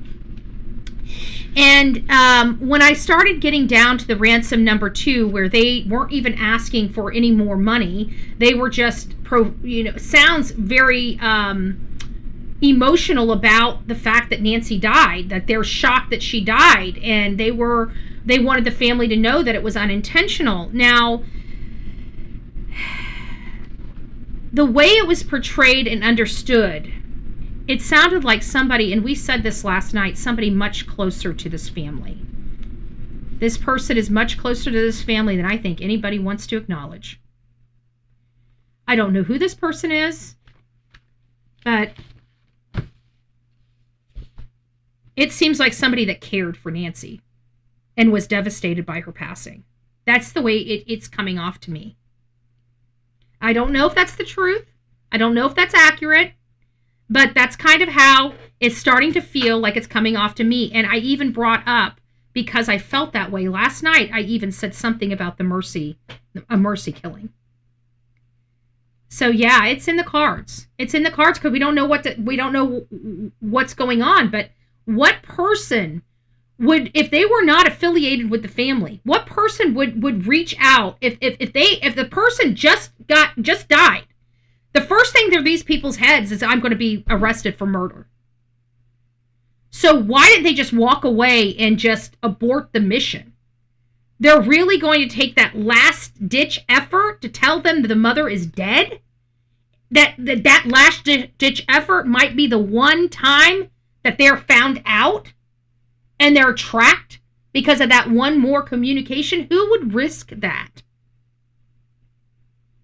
That's weighing on my mind. That's been weighing on my mind for a little while. Who would literally risk that?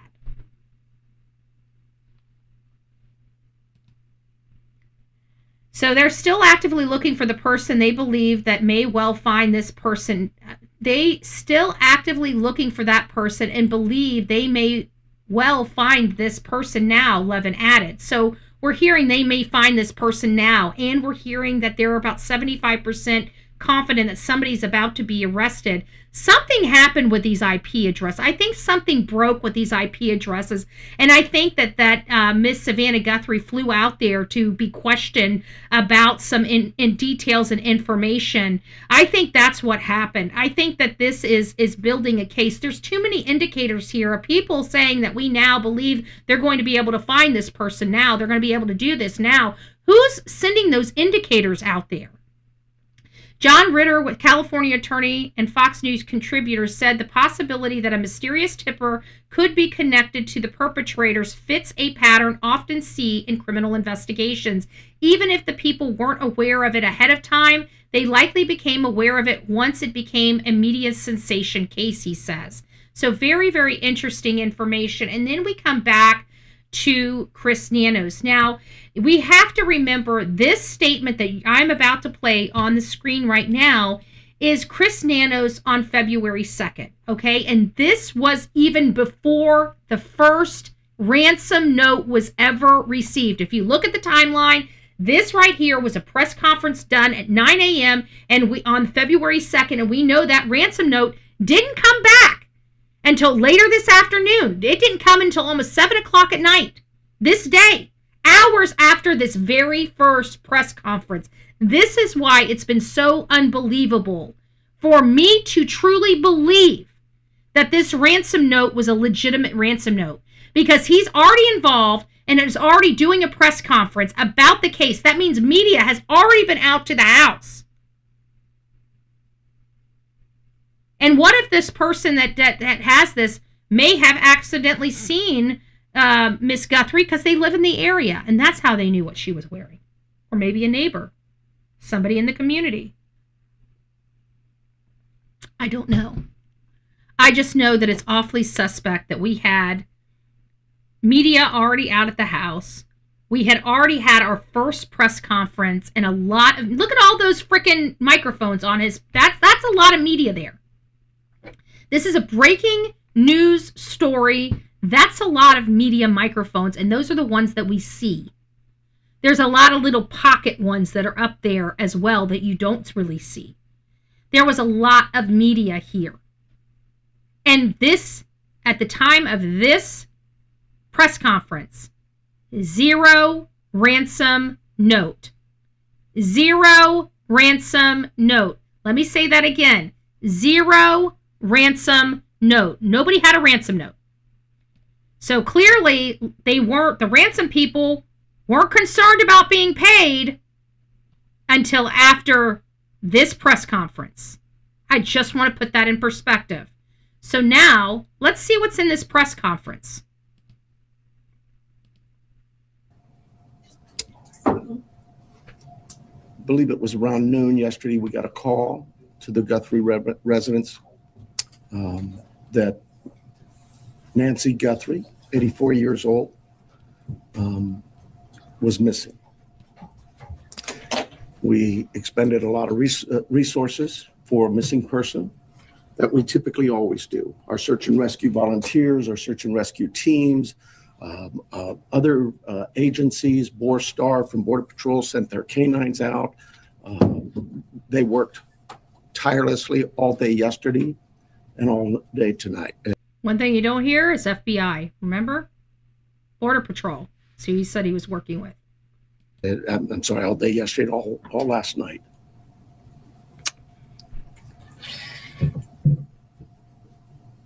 To no avail. As I said yesterday, we saw some things at the home that were concerning to us. We believe now, after we processed that crime scene, that we do in fact have a crime scene, that we do in fact have a crime. The most famous words, right? Blood on the outside of the home wasn't an indicator. It took them 30 hours to realize we have a crime scene. No shit, Shirley. But I digress. That's being pessimistic. So let me step back. I just want to let you know that this is what we're dealing with, okay? Chris Nanos had no idea that there was a masked man. He didn't even believe at first that this was even a real crime scene. Let's not forget. So how are we processing a property that we don't even really believe is a true crime scene? Right? The blood on the front porch, yep. Betty, the guy in the black shirt standing behind him is FBI. I thought that was one of his department. I don't think so. I think that's one of the supervisors, because the FBI agent, it doesn't come into play until here. This is the FBI agent right there. That's FBI. I think this is FBI. That other guy, I think, is Pima. I think this is one of his lead detectives, I thought. At least that was my understanding at the time. And we're asking the community's help. This community has always stepped up to help us solve some pretty tough crimes. I'm looking for that again. This is a 84-year-old lady who That is Detective Strivers. There it is. suffers from some physical ailments. So he's a detective for Pima County. This is a detective right here for Pima County. That was my understanding. It's only FBI in the Tucson office. Has some physical challenges, is in need of medication. Medication that if she doesn't have in 24 hours, it could be fatal. So we make a plea to anyone who knows anything about it. So, on the 2nd, this alleged ransom abductor that didn't send the ransom out until hours after. Hours! Not even immediately after this press conference. Hours after this press conference. It took another 7 or 8 hours after this press conference to receive the first ransom note. I want to put that in perspective for everybody. This is going on at 9:30. They didn't receive the ransom note until 6:30 at night. That was some 7 hours later. Actually, more than 7 hours later. 9 hours later. 9 hours later. From this press conference, an entire workday. I just want to put that in perspective. Who has seen something, heard something, to contact us. Call 911. We don't need another bad tragic ending. We need some help. Our team is the best. I couldn't speak any higher. I think you know that.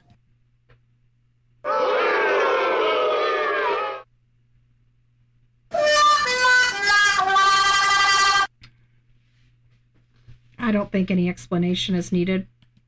We have done some great work with our partners in the Valley.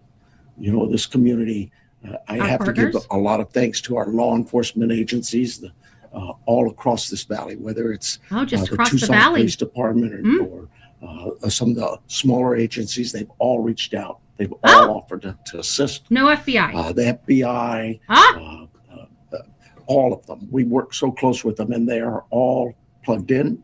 We'll continue to work closely with them. But what I really need is I need this community to step up and start giving us some calls. Let us know if you've seen. You can tell if you have any psychology in your bone. You can tell the FBI was the last thing he did. He talked to everybody else before the FBI. We all knew that.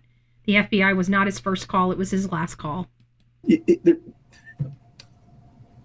We are right now at a stuttering time, and puttering. And I apologize. Everybody tells me I talk too softly. We are at a time where, in this investigation, we're now moving forward where we need to depend on technology. You know, our license plate readers, our camera systems throughout the community. What camera systems? You turned them off. Anything, everything. And we will download all that data we have from the home, from different pieces of technology we've gotten, and we will use that to our advantage. But the reason I bring this up is that, you know, I'm a cop. I hate politics, but I What a liar! What a stinking liar! What a bona fide liar! I forgot all about this horse crap. Mind our political leaders that they need to quit this banter of every time law enforcement leaders come to you for a need, that you give up these ridiculous remarks about how it's going to be misused. AI is a bad, evil word. The cameras are very bad and evil. I'm tired of that. Oh, you're tired of that. Oh, you're tired now that the cameras are bad and evil. You're tired of the PC, of the bullcrap that got this poor lady ripped out of her bed. Now you're tired of it. Got it, Nanos. known as. Those tools in the right hands, with the right minds and the right approaches, are extremely valuable to solving crimes just like this. So funny. Now he gets it. Now he gets it. He was probably gung-ho right with him. Yeah, take the cameras. We don't need the lights. We don't need... Who needs some stinking lights? What an idiot. We need this. We need more staffing. We need a lot of things. But what I really need is I need the community's help with this. So I want to make sure I didn't, before I take any questions, it is a crime scene. We know that. She needs her daily medication. And anybody that sees anything that even looks, hey, maybe that's her, just take a quick picture. Take a video, send it to us. The number is real easy here locally. It's 911. You can contact... Except when their systems are down for several hours, then you don't have 911. Just thought I'd throw that out there. Our 88 crime and remain anonymous. You can call me, anybody. I am here to take any questions you may have. It will be a little limited. I apologize for that, but we do have a crime that we need to protect its integrity. I have here Sergeant David Stivers from our homicide team. There it is. Sergeant David from the homicide team. No FBI. No FBI. No FBI. I think it's very important that we point that out. He has been up all night, so bear with us if we are a little bit fuzzy in our answers and responses, but we're both here for any questions you may have. Let's start, please. They came in 4 days. They were on the scene, open mind. You know they were there. They were forced out. They were sidelined. That's what's being stated. We can prove that they were being sidelined because of the fact that he released the house after 30 hours. You're going to tell me that we have a whole team of FBI agents that don't want to get into that house? I don't even think you believe that, Mike. I don't even think you believe that. Please don't tell me you believe that. You're smarter than that. I believe you're smarter than that. I'm going to go on the premise that you're smarter than that. Recognizing your limitations, but can you elaborate at all on what makes you believe it's a crime scene as opposed to someone who left home and just couldn't find out what that? Well, I think I told you she is very limited in her mobility, right? We know she didn't just walk out of there. That we know. There's no way she could have walked out of there. There are other things at the scene that indicate there was she did not leave on her own. So he was trying not to release stuff he wasn't supposed to release, but he's referring to the blood outside of the front door, I truly believe, or inside the home at the front door. We know that. If you don't have plate readers, is there a vehicle associated with this? We're when I told you we're now at the phase where we're looking at all the technology, all of that is being evaluated as well. So at this point, the answer is no. But you guys heard what all he says. Then we come back. Now he's got the FBI in tow. Now he's got the FBI. Those are the FBI agents. This is on February 5th, okay? She's missing. So 4 days later, now we start seeing FBI. Now we start seeing the FBI. And this is the knucklehead. When he finally gets there, you can see that they've rattled his tree somehow. He doesn't look the same. He looks a little more timid. He looks a little more angry. He looks a little more beat up. He looks a little more exhausted. Chris Nanos looks different. Good morning. I hope you've been kind of informed of the rules. I'm going to try to get as many, if not all of you, an opportunity to ask a question. Because they're looking at him like he's a freaking dumbass. So I'd ask that you just kind of be patient with me, pay attention to the questions asked, because sometimes you guys want to ask the same question twice, and you're going to get the same answer. So to help yourself get what you can out of this. I'm going to give you one question and a follow-up, okay? But before we get there, I do have some comments. First of all, I want to begin by offering our I know the side. I know. I saw it. Our partners at the state Department of Public Safety's tragically lost 2 members last night in a helicopter crash up in northern Arizona. So if you would keep them in your prayers, Colonel Glover and his team, I'm sure, would greatly appreciate it. along the same lines, I think you all saw last night, trying to speak up, not yell. Apparently I talk soft. I doubt that highly. We saw last night the family, they just hurt, understandably so. And so I really want you to know this entire team here, those behind me, and our community are hurting with you. We really just want Mom back. Okay? I will tell you, there is always a pet peeve when it comes to me. I think this is a pet peeve across the country. Whenever you have a missing person case and you're doing a press conference, it's customary to have photos of the individual you're speaking of behind you. It's important that everybody, while you're conducting this and everybody's eyes are on you, that they're also seeing the victim. This did not happen in Sumner County. This did not happen in Pima County. Again, we say this is Sumner County 2.0. So far, that assessment that we gave months ago has not disappointed. It is literally a spitting image of the hotheads and BS from Sumner County here in Pima County. One's a red county, one's a blue county, still ran by crappy, corrupt politicians, still both being ran into the ground. It doesn't matter whether you're on the right or the left. When you have corruption, you have corruption.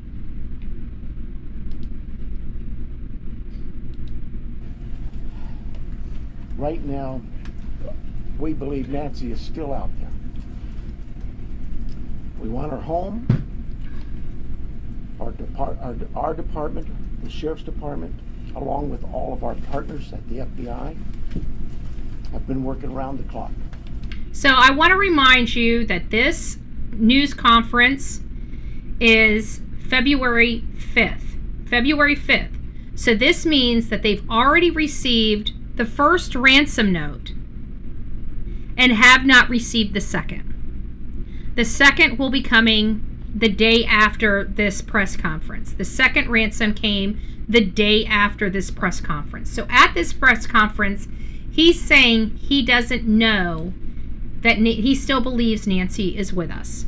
All these days, when his original press conference 3 days before, he said that she needs life-sustaining medication or she's going to die. And he's still, days later, saying we believe she's alive, contradicting his prior statements. But again, still had not received the 6th letter. The letter on the 6th is the one that indicates that Miss Nancy Guthrie is deceased. So this was February 5th, a day before that. And we just want her home and find a way to get to the bottom of all of this, just as you do. But I have other partners out there who have stepped up, and you've probably noticed them in the last few days, if not the last few hours, and you're going to see more of that. Well, I've made a decision to contact our PCRIT team, and those of you not local, that's our Pima Regional Critical Incident Team. It's made up of law enforcement officers. He's now decided 5 days later that he's going to get this team in. Now remember, the first 48 hours are the most important in any case. From this entire valley.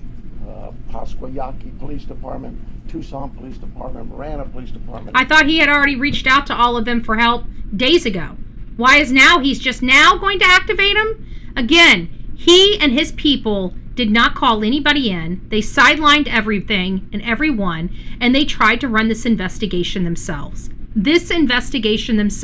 With no support. Now we go to February 13th, right?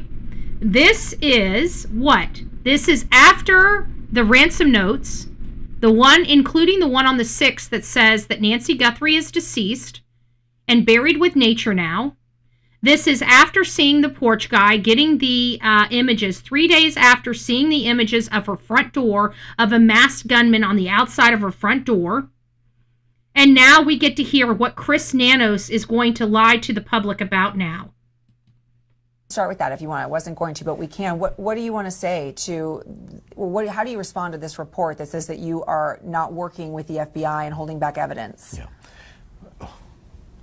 I've said from the beginning, and actually even at our last press conference, the FBI and the Pima County Sheriff's Department are connected at the hip. That has not changed.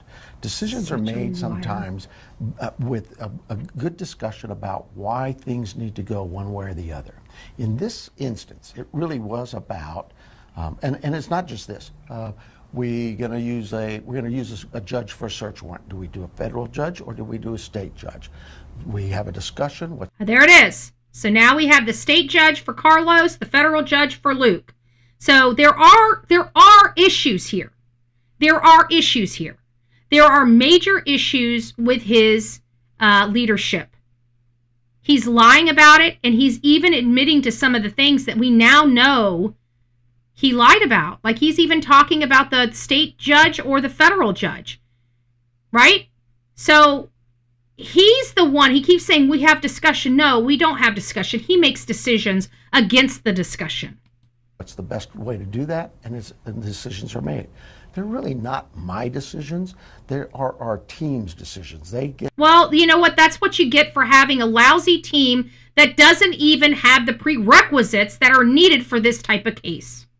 Just saying. Together and they talk about what they think is best. So his team is the one, not the suggestions from the resources of the FBI that are highly skilled and highly trained, more highly skilled and highly trained than this asshole right here or the people under him.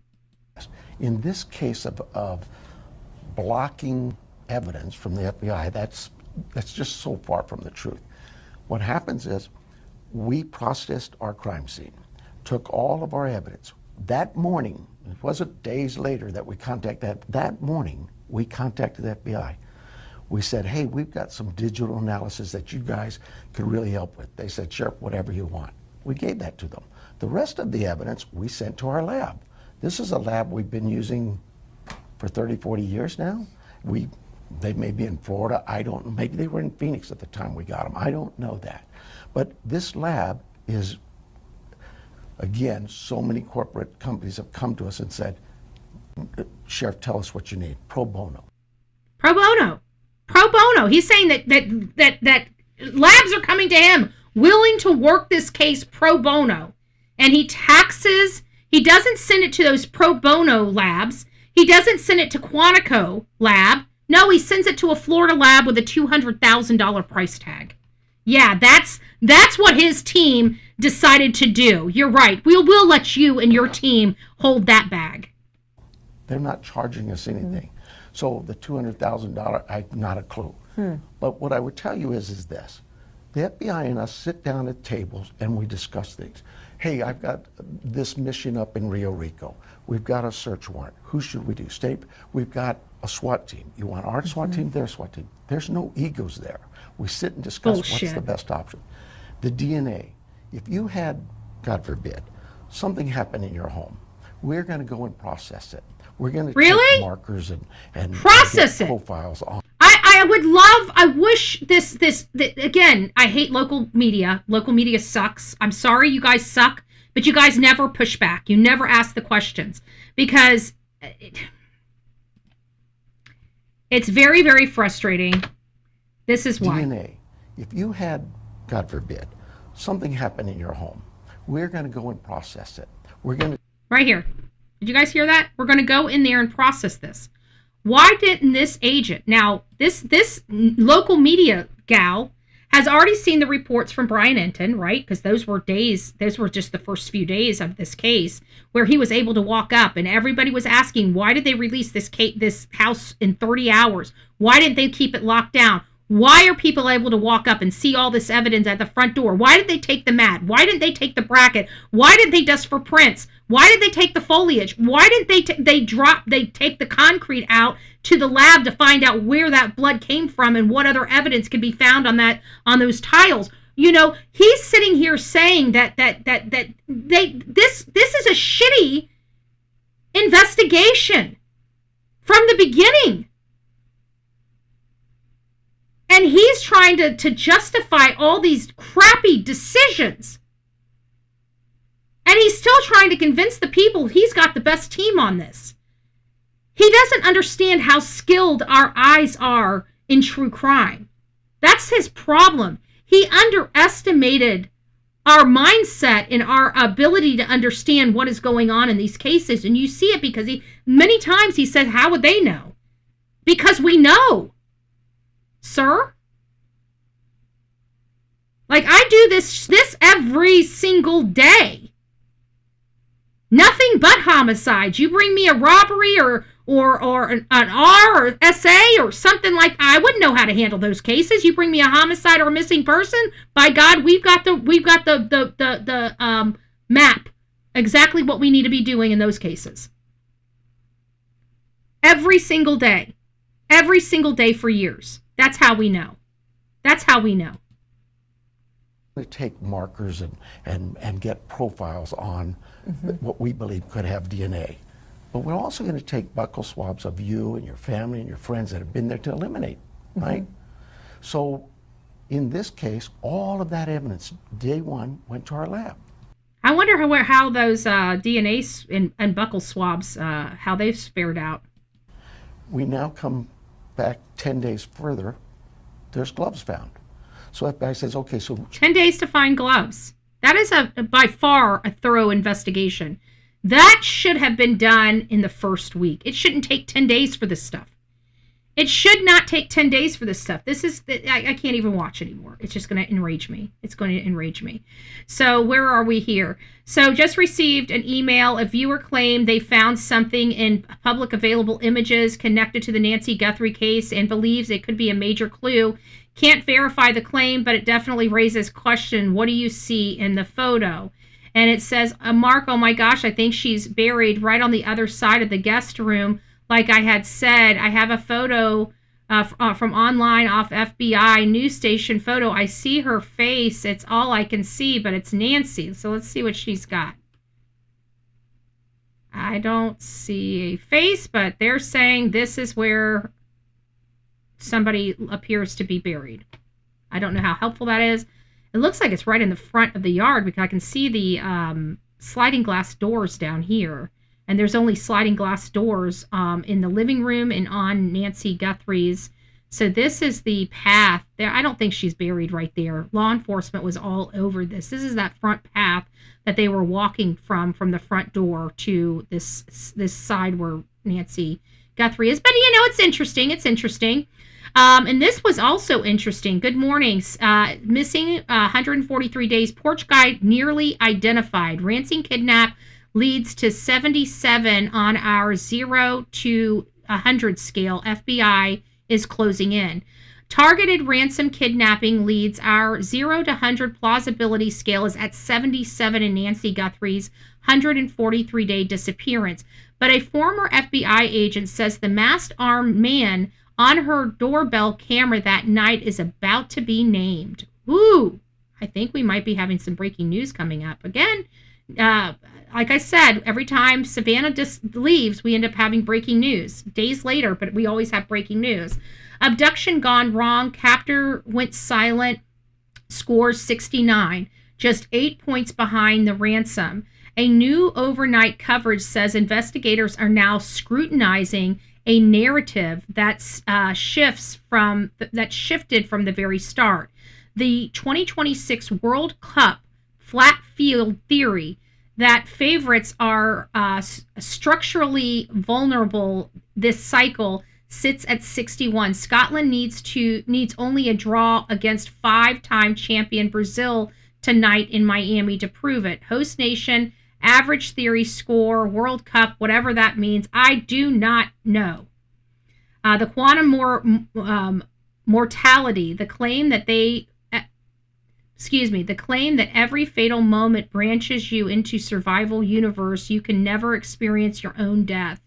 A draw fresh Reddit debate, though it holds no current PI score. I don't know what all that means, but I thought that Theorypedia is pretty interesting. So people are, putting their, I've never heard of Theorypedia before, but apparently there is something there. And this one says, Nancy Guthrie's ransom notes have hidden fingerprint. Forensic linguistic leads at 77, but a new wrench attack tip just surfaced. Forensic linguistic theory hold that Guthrie's ransom notes carry an author-identified fingerprint, unique as DNA, targeted kidnapping. And it just keeps going through this plausibility scale at 77, which I find pretty interesting, since Maureen said she's about 75% sure that somebody's about to be named. So just really interesting stuff that's just coming out on the news and stuff like that. So I thought that was pretty interesting when we come back full circle to this ransom note. I'm still not buying in. I hope you guys watch our show last night. We did a show, late night show around 9 o'clock, which is very, very late for me. And we went over this package of information about the ransom notes, breaking it down, because I didn't believe in the ransom notes. But again, I never looked into them because, statistics told me they weren't a player in this story. But since they're rearing their ugly head, I decided to actually dig in and give it the Bullhorn Betty research. And I did find some things that have, pushed me closer to the fence, but I'm not on the fence and I'm not over the fence. I'm still not convinced 100% that these ransom notes have anything to do with anything. But because law enforcement is truly looking at these so seriously, it gives me pause. It makes me stop. It makes me look. It makes me say, is it possible? Of course it's possible. It defies logic, it defies statistics, and maybe it's because of the perpetrator that did this. As soon as we find out who it is, maybe all these weird unknown pieces might fall into place for us. We don't know what we don't know. But it does feel like we do have a path forward with this ransom note, and not just this ransom note, the other ransom notes. Are we getting somewhere with the IP addresses? Guys, I feel like we are. I feel like that would be the only thing that would explain why everybody is starting to automatically get excited about this. And just because they might find out who authored the ransom notes, that doesn't definitively mean we're going to find out Porch Guy. This could all still be a ruse. It could all still be a hoax. It could just be somebody capitalizing on the ransom notes, and for the reasons I discussed. Okay? The perpetrator was there for over an hour. In my opinion, they were there on record that law enforcement gave us of 41 minutes for an extra 19 minutes. I absolutely believe they were there for over an hour. That contradicts a ransom theory all by itself. But then you have a press conference from the sheriff. So now we have law enforcement there and an investigation going on, the house being taped off, turning it into a crime scene. And we have a crime scene. He gives a press conference on this crime scene, and then 9 hours later from that press conference, now we have the ransom note? And they believe these ransom notes are legitimate. Everything I know about ransom, they don't want to be publicized. They don't want to be in the news. They want to smash and grab their victim, and they want to get paid very, very quickly, and they want to get moved on their way, because the sooner they get moved on, the less chances they have of getting caught. And that's the reality. The longer you stay at a victim's home, the higher chances, the higher likelihood somebody's going to walk in on you. How did this person know nobody was going to be there? How did they know that these triggers, these notifications weren't going to Annie at her house, or Savannah, or Cameron? It was a great show. I liked the show last night. It was very good. It was very good. I did a lot of research. I read through everything. I highlighted the stuff that I thought was important. I expanded on. I even had the receipts for all the statements I were making, up so we could read them directly from the mouth of babes. It was a really good show last night. I hope if you guys did not check that last show out from last night, you go and watch it tonight. You're going to be, I got to tell you, the show last night is what brought me closer to the fence of the ransom notes being legitimate. And if you guys know, and you've been following me, you know I do not believe the ransom notes are legitimate. I just don't. And so for me to move toward the fence of legitimacy, that's a huge step for me. A huge step. And it had to do with what we discussed last night. I'm shocked that the perpetrator hasn't elaborated their motive in any of these notes and emails, because I don't believe that it's the perp. Law enforcement does, and I have to adopt that, because the last time I didn't adopt everybody being concerned, it was the Melody Buzzard case, and obviously the little girl was was murdered by her mom, and I just didn't believe it.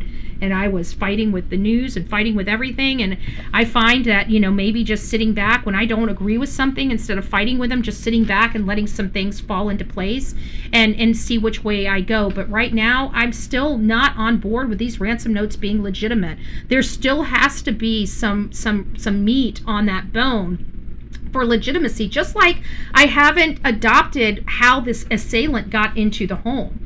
A lot of people assumed and adopted that the assailant got into the home from the back side of the house, through the gate and through the back door, right? Sounds like a legitimate theory. I don't believe that. Until the sliding glass doors going directly into her room are cleared and told that they didn't get in that way, that's going to be the way I believe that they got in, even with all this information. But we talked about the back doors being open and being an entry point. Why? Because that's what people were talking about. But just because I talk about these things do not mean that I adopt them as my own. I speak about them because that's what's being talked about in social media, so that's what my audience is going to absolutely be interested in talking about, because everybody's talking about it. So we do talk about those things, but just because we talk about them and even bring in other people's opinion, it doesn't mean I adopt them. And much like this ransom note, I have to listen, because there's people smarter than me, and I'm smart enough to know that, and I'm smart enough to know that I trust my gut, but I still have to keep my ears open, right? I don't know everything. I still got a lot to learn. We all do.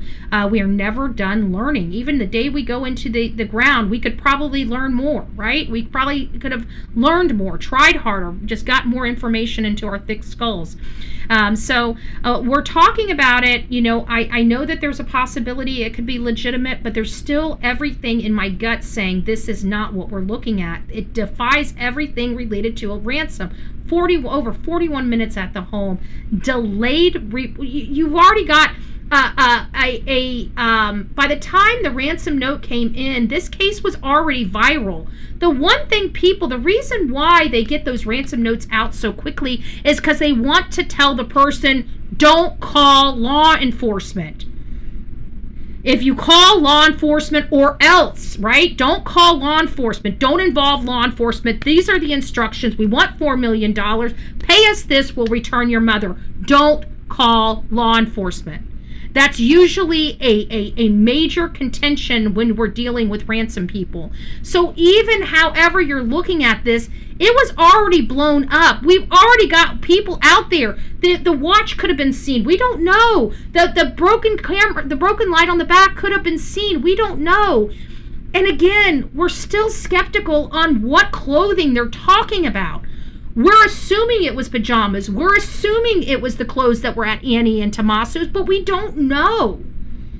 So until we know those details, we can't determine how strong this ransom note is. This ransom note for me is not very strong. I don't believe it. I believe it's somebody capitalized on this, but I'm smart enough to know that there is a huge possibility I could be very, very wrong. And that's why we're talking about it. So I like my positions to be known, and why I make those positions. And I'm open to my position changing with proper evidence and information. All right, guys, that's it for the show. I've got to start getting ready for my luncheon. I hope you guys have a great, amazing day. This is not the end of our conversations in the Nancy Guthrie case. Nancy Guthrie, we don't know what happened to her, but we're committed in finding out. We also did a couple other videos. We just did a Lily and Jack video. If you guys haven't been updated on Lily and Jack Sullivan, please get over to the playlist.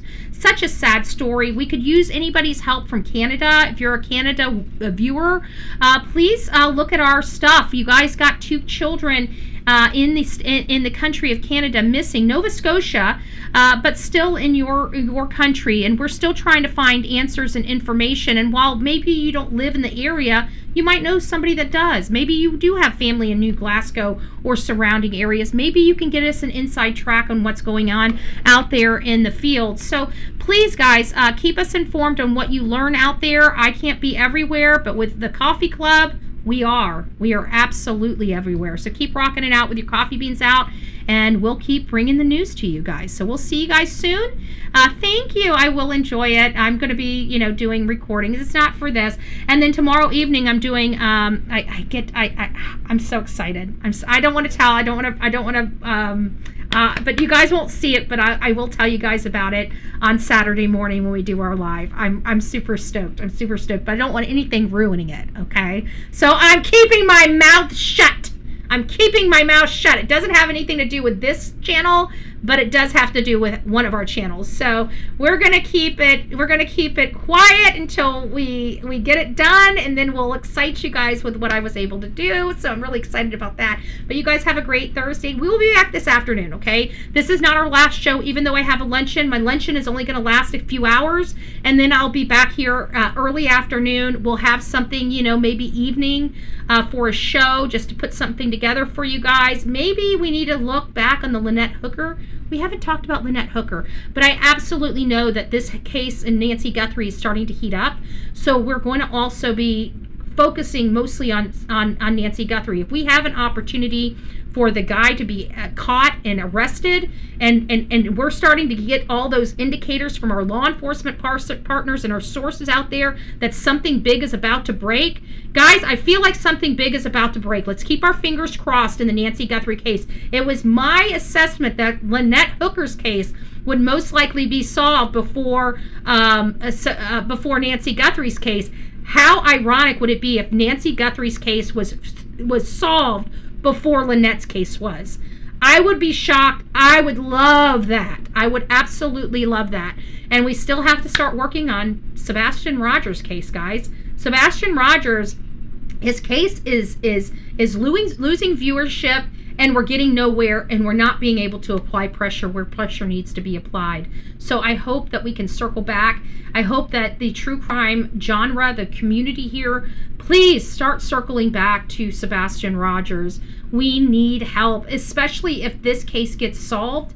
We know that they have the ability. We know that law enforcement, the feds, have the ability to solve these questionable cases. If we can get Nancy Guthrie's case solved, we need to be demanding Sebastian's case be solved in the same manner, because the same details apply to him that applied to Nancy. And if the FBI can get in there and do their job, and Nancy's, by God, they can do it for Sebastian Rogers, and we need answers in the Sebastian Rogers case. So guys, thank you for being here. God bless you, and we will see you soon.